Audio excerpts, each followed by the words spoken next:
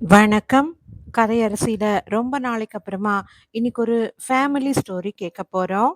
Subscribe பண்ணிட்டு கேளுங்க. இப்போ நம்ம கதைக்குள்ள போயிடலாம். அத்தியாயம் 1.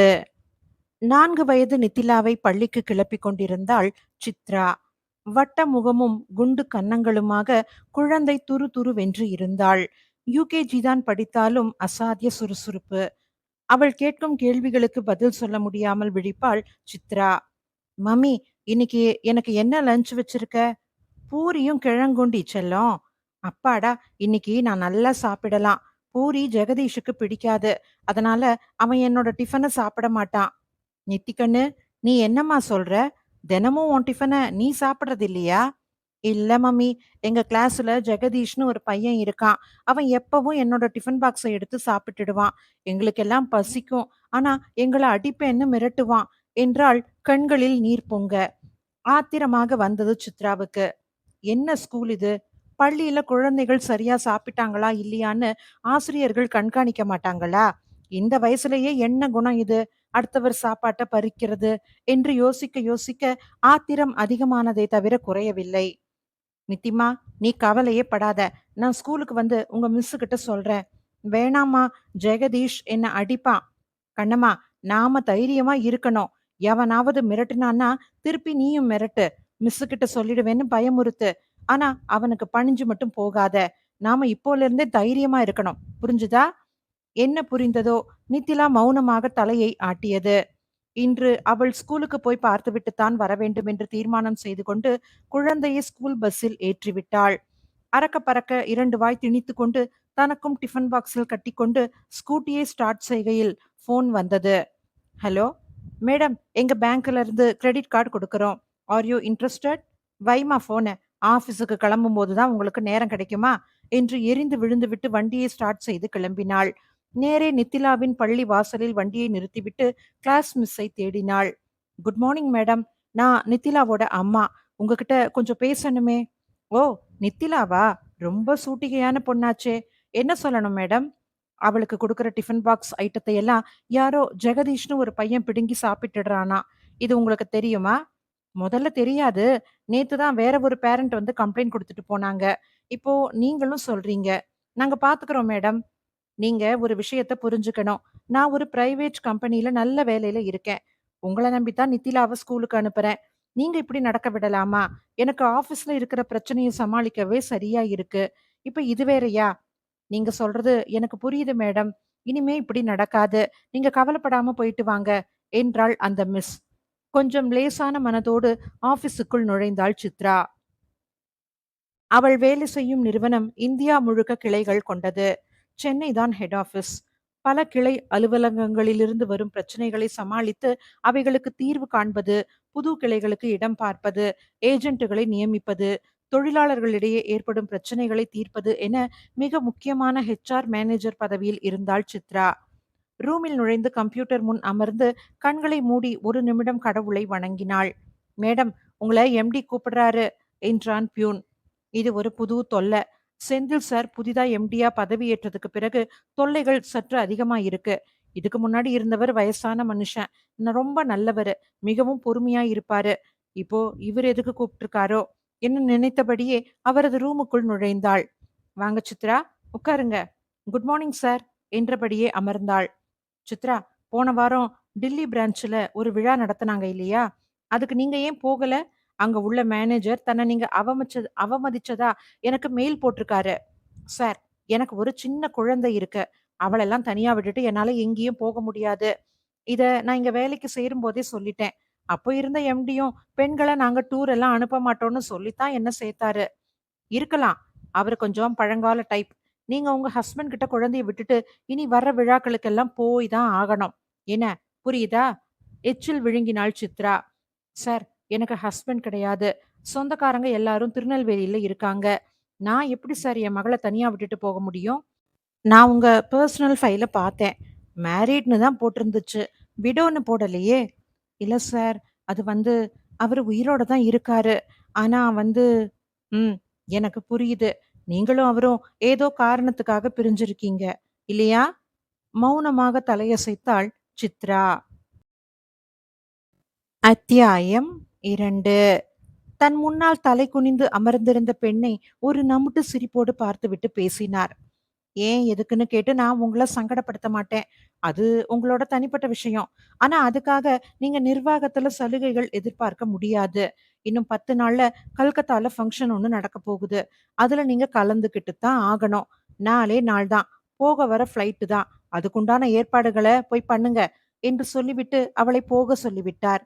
கவலையோடு தன் இருக்கையில் அடைந்தாள் சித்ரா. தன்னை மறந்து வேலையில் மூழ்கி போனாள். உணவு இடைவேளை வந்தது. வழக்கம் போல தன் அறைக்குள்ளேயே டிஃபன் பாக்ஸை பிரிக்கத் தொடங்கினாள். "ஹாய் சித்ரா, வரலாமா? எனக்கும் சேர்த்து தானே சாப்பாடு கொண்டு வந்திருக்கிறீங்க?" என்றபடி உள்ளே வந்தான் ஹரி, ஜிஎம் ஃபினான்ஸ். அவனைக் கண்டதும் நாக்கை கடித்துக் கொண்டாள். போன வாரம் வெள்ளிக்கிழமை அன்னிக்கு வர்ற திங்கட்கிழமை தனக்கும் சேர்த்து சாப்பாடு எடுத்துக்கிட்டு வரும்படி சொல்லியிருந்தான் ஹரி. அத சுத்தமா மறந்தே போயிட்டேனே. ச்சே, என்ன ஒரு மறதி என்று தலையில் தட்டிக் கொண்டாள். ஐம் சாரி ஹரி, நான் மறந்தே போயிட்டேன். பரவாயில்ல வாங்க, 2 பேரும் நான் கொண்டு வந்திருக்கிறத ஷேர் பண்ணிப்போம் என்றாள். பரவாயில்ல, ஷேர் பண்ணி சாப்பிட்டா உங்களுக்கும் காணாது, எனக்கும் காணாது. அதனால நான் ஒரு ஐடியா சொல்லவா? சொல்லுங்க. நீங்க எனக்கு சாப்பாடு கொண்டு வர மறந்ததுக்கு பரிகாரமா, இன்னைக்கு ஹோட்டல்ல போய் சாப்பிடுவோம். செலவு உங்களோடது. ஓகே? சிரித்தபடி ஓகே சொன்னவள் டிஃபன் பாக்ஸை மூடி வைத்துவிட்டு எழுந்தாள். இருவரும் பக்கத்தில் இருந்த நல்ல உணவகத்தை நோக்கி சென்றனர். நல்ல இடமாக தேடி அமர்ந்தனர். சித்ரா, காலையிலேயே அந்த ஆள் உங்கள கூப்பிட்டு விட்டாரே, எதுக்கு? எதுவும் திட்டுனாரா? இல்ல, இல்ல. ஆனா என் தலையில ஒரு குண்ட தூக்கி போட்டிருக்காரு. இன்னும் 15 நாள்ல கல்கத்தா பிரான்ச்சோட 10வது ஆண்டு நிறைவு விழா வருதுல்ல, அதுல நான் கண்டிப்பா கலந்துக்கணுமா. எப்படி நித்திலாவ தனியா விட்டுட்டு போறது? எனக்கு ஒண்ணுமே புரியல ஹரி என்றாள் கவலையோடு.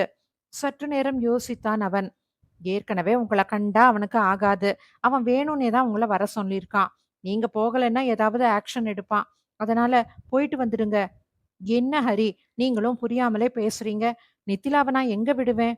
அவ கொஞ்ச நாள் என் கூட இருக்கட்டும். காலையில அவள ஸ்கூல்ல கொண்டு வந்து விட்டுடுவேன். அதே மாதிரி ஸ்கூல் விட்டதும் அவ ஸ்கூல் பஸ்ல எங்க வீட்டுக்கு வந்துரட்டும். எங்க அம்மா இருக்காங்க.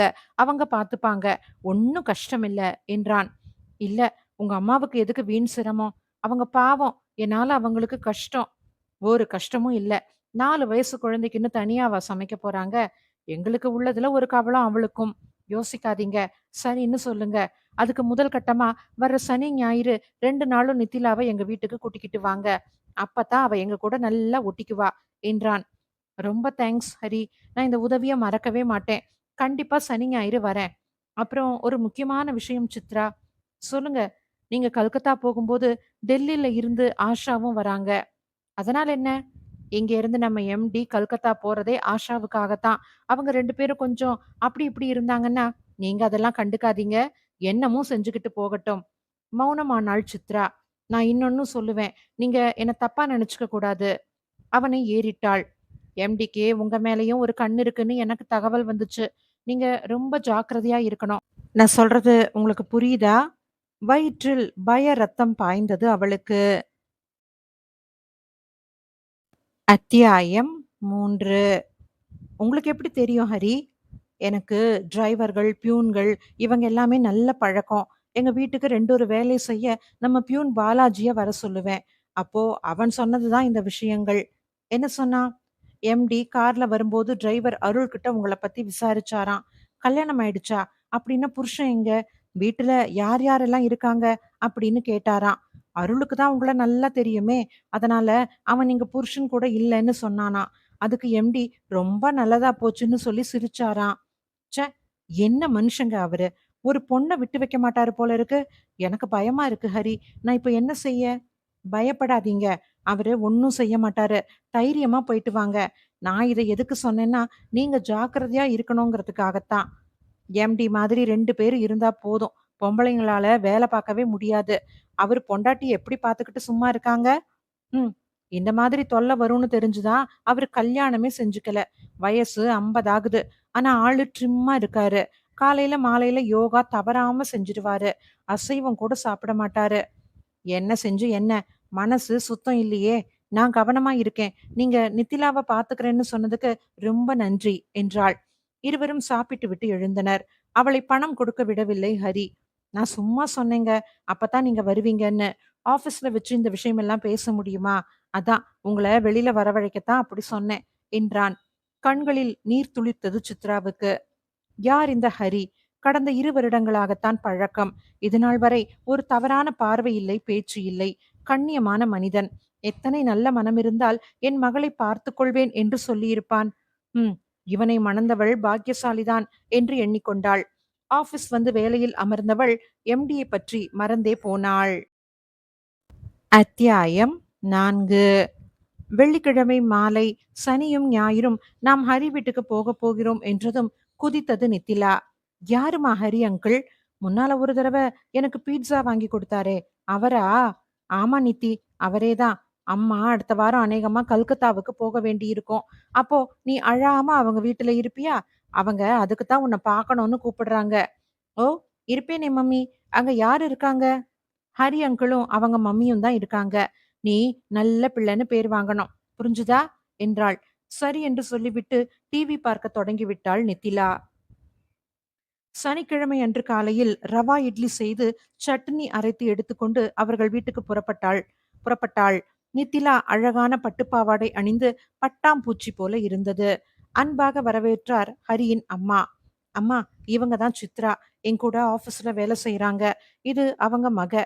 பேரு நித்திலா. வாமா, உள்ள வா. வாடி கண்ணு, ராசாத்தி என்று அழைத்து போனாள். வீடு நேர்த்தியாக இருந்தது. அதை அழகாக பராமரித்தாள் அம்மா. ஆன்ட்டி, நான் எல்லாருக்கும் சேர்த்து ரவா இட்லியும் சட்னியும் செஞ்சு எடுத்துக்கிட்டு வந்திருக்கிறேன். அதை சாப்பிட்டு பாருங்களேன் என்று கொடுத்தாள். அப்பாடா, வெரி குட். சித்ரா, தினமும் உப்மா இல்ல இட்லி இதுதான் காலையில எங்க வீட்டுல. ரவா இட்லியா? பேஷ் பேஷ் என்றவன் சப்பு கொட்டி கொண்டே சாப்பிட்டான். நித்திலாவும் நன்றாக சாப்பிட்டது. உணவு முடிந்ததும் குழந்தையை தூக்கி கொண்டு சைக்கிள் ஓட்ட கற்றுத்தருகிறேன் என்று சொல்லியபடி வெளியில் சென்று விட்டான். சாவகாசமாக மதிய சமையலை முடித்துக் கொள்ளலாம் என பேச அமர்ந்தனர் பெண்கள் இருவரும். அம்மா சித்ரா, என் பிள்ளை இத்தனை நல்லா சாப்பிட்டு இப்பதாம்மா பாக்குறேன். நான் என்ன செய்ய? எனக்கு உடம்பு தள்ளல. நின்னா முட்டி வலிக்குது. தோசை சுடவே முடியல. இப்ப மாதிரி புது புது டிஃபன் எல்லாம் எனக்கு செய்ய தெரியாது. பாவம், நாக்கு செத்து போய் கிடக்குறான். இன்னைக்கு மதியத்துக்கு ஏதாவது புதுசா செய்ய. அவருக்கு என்ன பிடிக்கும் ஆன்ட்டி? எப்பவும் ஹோட்டலுக்கு போனா மஞ்சுவோ என்னவோ அதைத்தான் சாப்பிடுவான். அது கூட உருண்டையா இருக்குமே, உனக்கு தெரியுமா? அவள் கேட்க சிரித்து விட்டாள் சித்ரா. ஆன்ட்டி, அது மஞ்சுவும் இல்ல, சுஜாதாவும் இல்ல. அதுக்கு பேரு மஞ்சூரியன். சைனீஸ் பதார்த்தம் அது. அதேதான். நான் என்னத்த கண்டேன்? அது உனக்கு செய்ய தெரியுமா? தெரியும் ஆன்ட்டி. அதுவும் அதோட கோப்தா புலாவ் நல்லா இருக்கும். அதை செஞ்சிடுறேன். அதுக்கு என்னென்ன வேணுமோ அதை ஒரு லிஸ்டா போட்டுடு. ஹரி போய் வாங்கிக்கிட்டு வந்துடுவான் என்றாள். அவ்வாறே லிஸ்ட் போட்டு ஹரியை அழைத்து கொடுத்தனுப்பினாள். அவனும் நித்திலாவை பின்னால் வைத்துக்கொண்டு பைக்கில் பறந்தான். ஏமா, நான் கேக்குறேனேன்னு தப்பா நினைச்சுக்காதீங்க. ஹரி நல்லா படிச்சிருக்கிறாரு. கை நிறைய சம்பளம். இருந்தும் நீங்க ஏன் அவருக்கு கல்யாணம் செஞ்சு வைக்கல? பெருமூச்செறிந்தாள் அம்மா. விழியோரம் துளிர்த்த நீரை சுண்டி எறிந்தாள். அத்தியாயம் 5. இந்த புக்ல 5வது அத்தியாயத்த காணோம். அதனால நானே கெஸ் பண்ணி ஒரு ஷார்ட்டா சொல்றேன். ஹரிக்கு ஏற்கனவே கல்யாணம் ஆயிருக்கு. கல்யாணம் ஆகி வந்தவங்க அவர ரொம்ப கொடுமைப்படுத்திட்டு போயிருக்காங்க. அது மட்டும் தான் அதுல வருது. இன்னும் அவங்க சமைக்க கூட இல்ல. அதனால இந்த 5வது அத்தியாயத்த பத்தி யாரும் கவலைப்பட வேண்டாம். ஒரு சின்ன சம்மரியில சொல்றேன். அவங்க வந்து கல்யாணம் ஆயிடுச்சு. அவங்க ஒய்ஃப் கொடுமைப்படுத்திட்டு இப்ப பிரிஞ்சிருக்காங்க. அவங்களுக்கு எந்த குழந்தையும் இல்ல. அது மட்டும் தான் இந்த 5வது பார்ட்டோடைய சம்மரி. அத்தியாயம் 6. தொடர்ந்தாள் அம்மா. அப்புறம் விசாரிச்சப்ப தான் தெரிஞ்சுது. பிரியா காலேஜ் படிக்கும்போதே அந்த கார்ல வந்த பையன காதலிச்சிருக்கா. என்ன காரணத்துக்காகவோ அவங்க அப்பா கல்யாணத்துக்கு சம்மதிக்கவே இல்ல. அவள ஹரிக்கு கட்டாயப்படுத்தி கட்டி வச்சுட்டாங்க. அதுக்கு அவங்க குடும்பத்த பழிவாங்கணும்னு நினைச்சு தான் இத்தனையும் செஞ்சிருக்கா. கடைசியா அவன் கூடவே ஓடி போயிட்டா. அதுக்கப்புறம் விஷயம் வெளியில தெரிஞ்சு ரொம்ப அவமானமா போயிடுச்சு.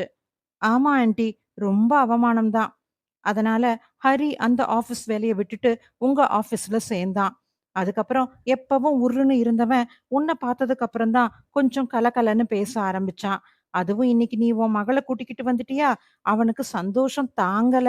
எனக்கு தான் அவனை பார்த்து பார்த்து கஷ்டமா இருக்கு என்றாள். கல்லாய் சமைந்து போனாள் சித்ரா. ஹரியோட வாழ்க்கையில இத்தனை சோகமா, இத்தனை அவமானமா? பாவம், அவருக்கு என்ன குறை? நல்ல படிப்பு, நல்ல வேலை, மனசும் தங்கமான மனசு.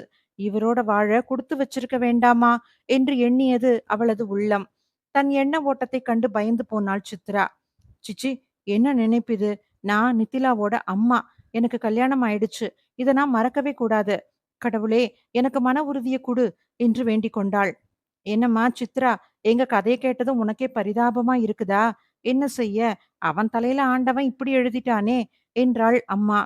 பொருட்கள் நிறைந்த பையை தூக்கிக் கொண்டு நித்திலாவை கையில் பிடித்துக்கொண்டு உள்ளே நுழைந்தான் ஹரி. ஏங்க சித்ரா, என்ன பழிவாங்கணும்னு இத வாங்கிக்கிட்டு வர சொன்னீங்களா? என்னடா, ஏன் சாமான் கிடைக்கலையா? அப்படி விட்டுடுவோமா நாங்க? முதல்ல நம்ம நாட்டார் கடைக்கு போனோம்.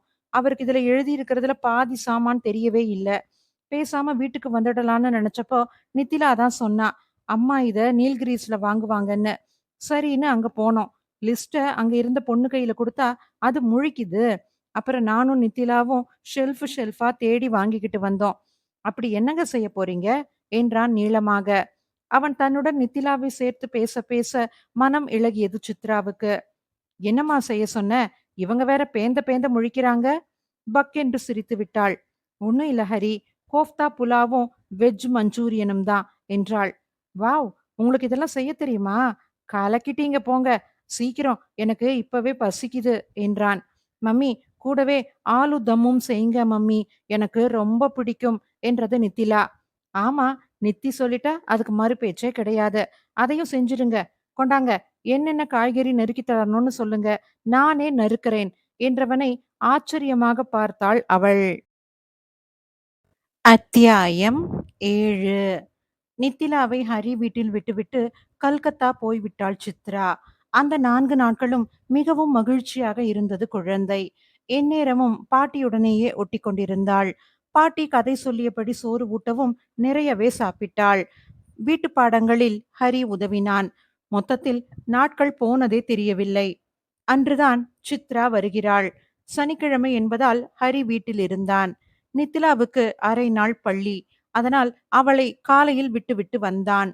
என்னமோ தெரியவில்லை, சித்ரா வரும்போதே மிகவும் கலக்கமாக வந்தாள். சரியாக தூங்காதது போல முகம் வீங்கி போய் இருந்தது. கண்கள் சிவப்பாக இருந்தன. மொத்தத்தில் இங்கிருந்து போன சித்ராவே இல்லை இப்போது. ஆன்ட்டி, நித்திலா எங்க? கூப்பிடுங்க, நான் அழைச்சுக்கிட்டு போயிடறேன் என்றாள். என்ன அவசரம் சித்ரா? இப்பதானே ஊர்ல இருந்து வர. காஃபி குடிச்சிட்டு குளிச்சிட்டு மதியம் சாப்பிட்டுட்டு மெதுவா போகலாமே என்றாள் அம்மா. இல்ல ஆன்ட்டி, எனக்கு அவசரமா போகணும். எங்க நித்திலா? அவளுக்கு இன்னைக்கு அரை நாள் ஸ்கூல் உண்டுமா. இப்பதான் ஹரி கொண்டு விட்டுட்டு வந்தான். அப்ப சரி, அவளை மதியம் நானே போய் கூட்டிக்கிட்டு வரேன். நான் கிளம்புறேன் என்று புறப்பட்டாள். அவளை கையை நீட்டி தடுத்தான் ஹரி. சித்ரா, உங்க முகமே நல்லா இல்ல. கல்கத்தாவுல என்னமோ நடந்திருக்குது. என்ன நடந்துச்சுன்னு சொல்லுங்க. கண்ணீர் பொங்கியது அவளுக்கு. ஒண்ணுமில்ல ஹரி, எதுவுமே நடக்கல. சொல்லும்போதே குரல் விம்மியது. அம்மா சித்ரா, எனக்கே தெரியுது அங்க என்னமோ நடந்திருக்குதுன்னு. சொல்லுமா, சொன்னா தானே ஹரியால ஏதாவது செய்ய முடியும். நீ எங்களை இன்னமும் அந்நியமா தான் நினைச்சுக்கிட்டு இருக்கியா? உன்னோட கஷ்டத்துல நாங்க பங்கு எடுத்துக்க கூடாதா என்றாள் அம்மா இதமாக. அப்படியே உடைந்து போய் அழத் தொடங்கினாள் சித்ரா. மெதுவாக அவள் தலையை வருடி கொடுத்தாள் பெரியவள். என்ன நடந்துச்சுன்னு சொல்லுமா. நீ ரொம்ப தைரியமானவன்னு நான் நினைச்சுக்கிட்டு இருக்கேன். நீ என்னடான்னா இப்படி சின்ன பிள்ளை மாதிரி அழறியே. சொல்லுமா. ஆன்ட்டி, இந்த உலகத்துல பொண்ணாவே பிறக்கக்கூடாது. அப்படியே பிறந்தாலும் கொஞ்சம் கூட அழகா இருக்கக்கூடாது. அப்பதான் நல்லது. ஏன் சம்மந்தமே இல்லாம பேசுறீங்க? எனக்கு பொறுமை போகுது. சொல்லுங்க முதல்ல. ஹரி, கல்கத்தாவுல வச்சு ஆஷாவும் செந்தில் சாரும் கொஞ்சம் அப்படி இப்படி நடந்துக்கிட்டாங்க. நீங்க சொன்னபடி நான் அத அதிகமா கண்டுக்கவே இல்ல. ஆனா செந்தில் சாரோட பிஏ இருக்கானே ஈஸ்வர், அவன்தான். அவர் என்ன சொன்னாரோ தெரியல. அவர் என்ன குறி வைக்க ஆரம்பிச்சுட்டாரு. வா, நம்ம 2 பேரும் டார்ஜிலிங் போயிட்டு வரலாம். நீ என்ன கொஞ்சம் அனுசரிச்சு போனியானா உன்னை சீக்கிரமாவே ஜிஎம் ஆக்கிடுறேன். அப்படி இப்படின்னாரு. ராஸ்கல், பொம்பளைங்கன்னா அவ்வளவு கிள்ளுக்கீரையா அவனுக்கு? நான் முடியவே முடியாதுன்னு சொல்லிட்டேன். ஈஸ்வர் பல தடவை தூது வந்தான். இனிமே இத பத்தி பேசுனா நான் மனித உரிமை கமிஷன்ல புகார் கொடுப்பேன்னு சொல்லிட்டேன். ஆஷாவும் வந்தா. அவள தூக்கி எறிஞ்சு பேசிட்டேன். Very good. சரியா தானே செஞ்சிருக்கிறீங்க. ஆனா அத செந்தில் சார் தனக்கு ஏற்பட்ட அவமானமா எடுத்துக்கிட்டாரு. ஆஷா வேற அவரை இன்னமும் தூண்டி விட்டுட்டா. அவரு முந்தா நேத்து வந்து என்கிட்ட பேசும்போதே குரல் உடைந்து அழுதாள். சொல்லு சித்ரா, தைரியமா சொல்லு என்று அவள் முதுகை தடவி கொடுத்தாள் அம்மா. என்கிட்ட வந்து, உனக்கு ஹரிய தான் பிடிக்குமா? நீ அவங்கூட மட்டும் தான் படுப்பியா? என் கூட ஒரு தடவ வந்து பாரேன். அப்புறமா தெரியும். உன்ன நான் தங்கத்தாலேயே அபிஷேகம் பண்றேன். ஹரி அப்படி என்ன தரான் உனக்கு? அப்படின்னு கேட்டது மட்டுமில்லாம, இன்னமும் அசிங்கமா பேசுனாரு. என்னால தாங்கவே முடியல. இப்பவே என் ரூம விட்டு வெளியில போகலன்னா, போலீஸ்ல புகார் குடுத்துருவேன்னு சொல்லி அவன போக வச்சுட்டேன். அவன் சும்மா போயிட்டானா? சும்மா போவானா? நீ ஆஃபீஸுக்கு வராமலா போயிடுவ? உன்னை எப்படி மாட்ட வைக்கிறதுன்னு எனக்கு நல்லா தெரியும். உன்ன சும்மாவே விடமாட்டேன்னு மிரட்டிட்டு போயிட்டான். எனக்கு என்ன செய்யறதுன்னே தெரியல. ரொம்ப பயமா இருக்கு. மேலும் அழுதாள். அழாதீங்க சித்ரா. கண்ண தொடச்சுக்கோங்க. அவனால ஒண்ணும் பண்ண முடியாது. உங்ககிட்ட படிப்பு இருக்கு. நான் நினைச்சா உங்களுக்கு இத விட அதிக சம்பளத்துல வேலை வாங்கி தர முடியும். திங்கட்கிழமை நீங்க வந்து உங்க ராஜினாமா கடிதத்த குடுங்க. அப்போ அவன் என்ன பண்றான்னு நான் பார்க்கறேன். கொஞ்சம் தைரியம் வர நிமிர்ந்தாள் சித்ரா. ஆனா வேற வேலை கிடைக்காம எப்படி இந்த வேலைய விடுறது? என் சம்பளம் இல்லாம குடும்பம் நடக்காதே. எனக்கு ஒரு ஃப்ரெண்ட் இருக்கான். அவன் ஒரு கம்பெனி நடத்துறான். அவங்க கம்பெனிக்கு ஹெச்ஆர் மேனேஜர் வேணும்னு என்ன 1 வாரத்துக்கு முன்னாடி தான் கேட்டான். நான் இப்பவே அவனுக்கு ஃபோன் பண்றேன் என்றவன் அடுத்த அறைக்கு போனான். சித்ரா, கவலைப்படாதம்மா. ஒரு பொண்ணு தனியா இருந்தாலே பிரச்சனை தான். ஆண்கள்ல பாதி பேரு நல்லவங்கன்னா, மீதி பேரு அயோக்கியங்களா தான் இருக்காங்க. என்ன செய்யறது? கைக்குழந்தையா இவன விட்டுட்டு அவங்க அப்பா இறந்து போயிட்டாரு. அப்ப நான் படாத பாடா? 4 வீட்டுக்கு சமைச்சு போட்டு, ஊறுகாய் போட்டு வித்து தான் என் மகன நான் வளர்த்தேன். அவனுக்கு விவரம் தெரியிற வரைக்கும் எனக்கு பல வகையான தொந்தரவுகள் இருந்துச்சு. ஆனா எல்லாத்தையும் தைரியமா சமாளிச்சு வந்துட்டேன். உன்னாலயும் முடியணும். நான் சொல்றது புரியுதா? என்றாள் அம்மா. தலையை ஆட்டினாள் சித்ரா. சித்ரா, வாழ்த்துக்கள். நீங்க இப்பவே உங்க பயோடேட்டாவ நான் சொல்ற மெயில் ஐடிக்கு அனுப்பிடுங்க. அடுத்த வாரத்துல இருந்தே நீங்க அங்க வேலையில சேர்ந்துக்கலாம் என்றபடி வந்தான் ஹரி. முகமெல்லாம் பூவாக மலர அவனை ஏறிட்டாள் சித்ரா. அன்று முழுவதும் அங்கு இருந்துவிட்டு குழந்தையை அழைத்துக்கொண்டு மாலை வீடு வந்து சேர்ந்தாள். திங்கட்கிழமை விடிந்தது.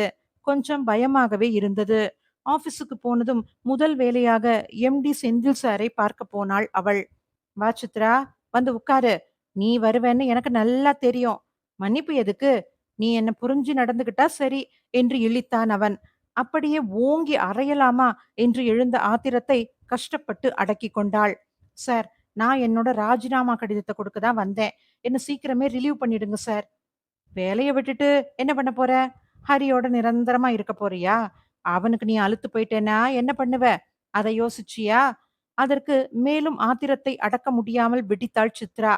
சி! நீ எல்லாம் ஒரு மனுஷனா? உனக்கு அக்கா தங்கச்சிங்க இல்ல? அவங்கள வேற எவனாவது இப்படி கேட்டா உனக்கு எப்படி இருக்கும்? பொண்ணுனாலே உடம்பு மட்டும்தானா? அவங்களுக்கும் மனசுன்னு ஒண்ணு இருக்கே. அது தெரியுமா உனக்கு? ஆஷா மாதிரி எல்லாரையும் எடை போட்டுடாத. நீ மரியாதையா என்ன ரிலீவ் பண்ணி அனுப்பு. இல்ல முதலாளி கிட்ட உன்ன பத்தி புகார் பண்ணிடுவேன். ஜாக்கிரத என்றாள் படபடவென. என்னடி, ரொம்ப தான் முறுக்கிக்கிற? புருஷன விரட்டி விட்டவ தானே நீ? இந்த ஆபீஸ்ல இருந்து போயிட்டா என்கிட்ட இருந்து தப்பிச்சிடலாம்னு நினைக்கிறியா? உன்னை எப்படி பழி வாங்கணும்னு எனக்கு நல்லா தெரியும். எங்க போனாலும் உன்னை நிம்மதியா இருக்க விட மாட்டேன். மறுபடியும் கெஞ்சிக்கிட்டு நீ என்கிட்ட தான் வருவ. அப்ப உன்னை என்ன பண்ணணும்னு எனக்கு நல்லா தெரியும். இப்பவே உன்னை ரிலீவ் பண்றேன். நீ இப்பவே போகலாம் என்று ரிலீவிங் ஆர்டரை விட்டெறிந்தான் அந்த ஓநாய். முதலில் பயமாக இருந்தாலும் போக போக அது குறைந்தது. சித்ரா புது கம்பெனியில் வேலைக்கு செல்ல ஆரம்பித்து விட்டாள். அதில் சேர்ந்தும் 2 வாரங்கள் ஓடிவிட்டன. இனி பழைய எம்டியால் எந்த தொந்தரவும் இருக்காது என்று நினைக்கத் தொடங்கினாள். புது ஆபீஸில் வேலை பார்த்து கொண்டிருக்கும் போது அவளை யாரோ பார்க்க வந்திருப்பதாக பியூன் சொல்ல வரவேற்பறைக்கு வந்தவளுக்கு அதிர்ச்சி. என இழித்தபடி அவளுடைய கணவன் சேகர் நின்று கொண்டிருந்தான். இத்தனை காலமாக இல்லாமல் ஏன் என்னை பார்க்க வர வேண்டும் என்ற கேள்விக்கு விடை அவன் பேசியதும் கிடைத்தது. சித்ரா கண்ணு, உனக்கு புது புது சிநேகிதம் கிடைச்சிருக்குதாமே. சின்ன வயசு பசங்களா பார்த்து பழகுறியாமே. என்ன மட்டும் ஏன் விட்டுட்ட என்றான் குழறலாக. அவன் குடித்திருக்கிறான் என்று வரும் வாடையிலேயே தெரிந்தது. இத பாருங்க, எனக்கும் உங்களுக்கும் எந்த சம்மந்தமும் கிடையாது. இனிமே ஆபீஸ் பக்கம் வரவே வராதீங்க. நீங்க இன்னும் திருந்தவே இல்லையா? எப்படி திருந்துவேன்? உன்னை பத்தி தான் ஊரே சிரிக்குதே. நீ திருந்துடி முதல்ல, அப்புறமா நான் திருந்துறேன். அப்படி நான் என்ன செஞ்சுட்டேன்? ஏன் கன்னா பின்னான்னு உளறீங்க? நீ முன்னாடி வேலை பார்த்தியே, அந்த ஆபீஸ் எம்டி என்ன கூப்பிட்டு சொல்லிட்டாருடி. நீ ஹரின்னு எவனையோ வச்சுக்கிட்டு இருக்கியாமே. அவன் கூட தான் இருக்கிறியாம். செய்யறதையும் செஞ்சுட்டு ஏன் பத்தினி வேஷம் போடுற? புரிந்து போனது அவளுக்கு. எல்லாம் அந்த செந்திலின் வேலை. ஆபீஸ் ஃபைலில் இவளுடைய கணவன் முகவரியை பார்த்துவிட்டு வரவழைத்திருக்கிறான். என்ன ஒரு கேவலமான செயல்! எதுவா இருந்தாலும் வீட்டுக்கு வாங்க. அங்க வச்சு பேசிக்குவோம். இப்ப இடத்த காலி பண்ணுங்க என்றாள். நான் போயிடுறேன் கண்ணு. செலவுக்கு கொஞ்சம் காச குடு. ராத்திரி உன் வூட்டுக்கு வரேன். சும்மா புது மாப்பிள்ளை மாதிரி வர வேணாமா? அதுக்கு தான் காசு. குடு. கேட்டதை கொடுத்து அனுப்பிவிட்டு, இனி தன் நிலை என்ன ஆகுமோ என்ற பயத்தில் ஆழ்ந்தாள் சித்ரா. அத்தியாயம் 8. அன்று ஆபீஸில் இருந்து வந்ததும் முகம் கழுவி உடை மாற்றக் கூட தோன்றாமல் அப்படியே உட்கார்ந்து கொண்டிருந்தாள். நித்திலா என்னென்னமோ பேசியது. எல்லாவற்றிற்கும் அப்படியா அப்படியா என்று தலையசைத்துக் கொண்டிருந்தாளே ஒழிய மனம் செல்லவில்லை. நித்திகண்ணு, இன்னைக்கு ராத்திரி உன்னை பார்க்க அப்பா வரேன்னு சொல்லியிருக்காரு செல்லம் என்றாள். அதுவரை சந்தோஷமாக இருந்த அந்த அழகிய முகம் பயத்துக்கு போனது. மம்மி, எனக்கு அப்பா வேண்டாம் மம்மி. நீங்க என்ன அவரோட அனுப்பிடாதீங்க மம்மி. நான் இனிமே கத்திரிக்காய், வெண்டைக்காய் எல்லாம் சாப்பிட்டு குட் கேர்ளா இருக்கேன் மம்மி. என்ன அனுப்பிடாதீங்க மம்மி என்று கெஞ்சியது. மனதில் பாறாங்கல்லை தூக்கி வைத்தது போல இருந்தது. இந்த பிஞ்சு மனம் எவ்வளவு பாதிக்கப்பட்டிருக்கிறது. இப்போதுதான் கொஞ்சம் கொஞ்சமாக எல்லாவற்றையும் மறந்திருக்கிறாள். இந்த நேரத்தில் சேகர் எதற்காக வர வேண்டும்? என்னிடம் அவன் என்ன எதிர்பார்க்கிறான்? பணமா? நகையா? எதுவாக இருந்தாலும் நாம் கொடுத்து விட வேண்டியதுதான். இப்படி எத்தனை நேரம் அமர்ந்திருந்தாளோ தெரியவில்லை. கண்ணு நித்தி, குரல் கேட்டு பதறிப்போய் எழுந்தாள். சேகர்தான் கையில் இனிப்பு பாக்கெட்டோடு சிரித்தபடி நின்று கொண்டிருந்தான். அவனை கண்டதும் நித்திலா மான் மாதிரி ஓடி பெட்ரூமுக்குள் புகுந்து கொண்டு கதவை தாழிட்டு கொண்டு விட்டாள். எதுக்கு வந்தீங்க? எங்களை நிம்மதியாவே இருக்க விட மாட்டீங்களா? கட்டுன புருஷனை பார்த்து யாராவது இப்படி கேட்பாங்களா? உன் கூட வாழத்தான் வந்திருக்கேன் சித்ரா. நான் இப்ப திருந்திட்டேன். எங்க என் மக? அவளுக்கு உன்னை பார்க்கவே பிடிக்கல. இப்பவே போயிடு. இல்ல என்ன செய்வேன்னு எனக்கே தெரியாது. என்னடி செய்வ? உன்னால என்ன செய்ய முடியும்? பொட்ட கழுத, திமிர பாரு. ஆமா, நான் பொம்பளை தான். ஆனா உன்ன மாதிரி அயோக்கியங்களுக்கு பணிஞ்சு போறவெல்லாம் கிடையாது. இத பாத்தியா? மிளகாய்த்தூள். கிட்ட வந்த கண்ணுல இத தூவி விட்டுடுவேன். அப்புறம் ஆயுசுக்கும் நீ குருடாக வேண்டியதுதான். இதெல்லாம் யாரு கொடுக்கற தைரியம்னு எனக்கு தெரியும்டி. நான் உன்னை ஒன்னும் பெருசா கேட்கலையே. அந்த எம்டி இருக்காரே செந்தில் சார், அவரை கொஞ்சம் அட்ஜஸ்ட் பண்ணிக்கிட்டு போ. அவர் எனக்கு பெரிய தொகை தரதா சொல்லி இருக்காரு. உனக்கும் ப்ரமோஷன், நிறைய சம்பளம், பங்களா, காரு. ம், என்ன சொல்ற? தூ என்று காரி துப்பினாள் சித்ரா. நீ எல்லாம் ஒரு மனுஷனா? கூட்டி கொடுத்து பணக்காரனாகணும்னு பாக்குறல்ல? நீ எல்லாம் ஒரு ஆம்பளையா? ச்சே! என்னடி பெரிய பத்தினி மாதிரி பேசுற? நீ அந்த ஜிஎம் வச்சுக்கிட்டு இருக்கேன்னு எல்லாரும் சொல்றாங்க. அவன் கூட சேர்த்து இவனையும் வச்சுக்கோ. அவ்வளவுதானே? காதை பொத்திக் கொண்டாள். அழக்கூடாது என்று பிடிவாதமாக இருந்தும் கண்களில் நீர் எட்டி பார்த்தது. இத பாரு சித்ரா, நான் சொல்றபடி கேட்காட்டா நான் என்ன செய்வேன்னு உனக்கே தெரியும். அதனால யோசிச்சு பதில் சொல்லு. இன்னும் 4 நாள் வேணும்னாலும் டைம் எடுத்துக்கோ.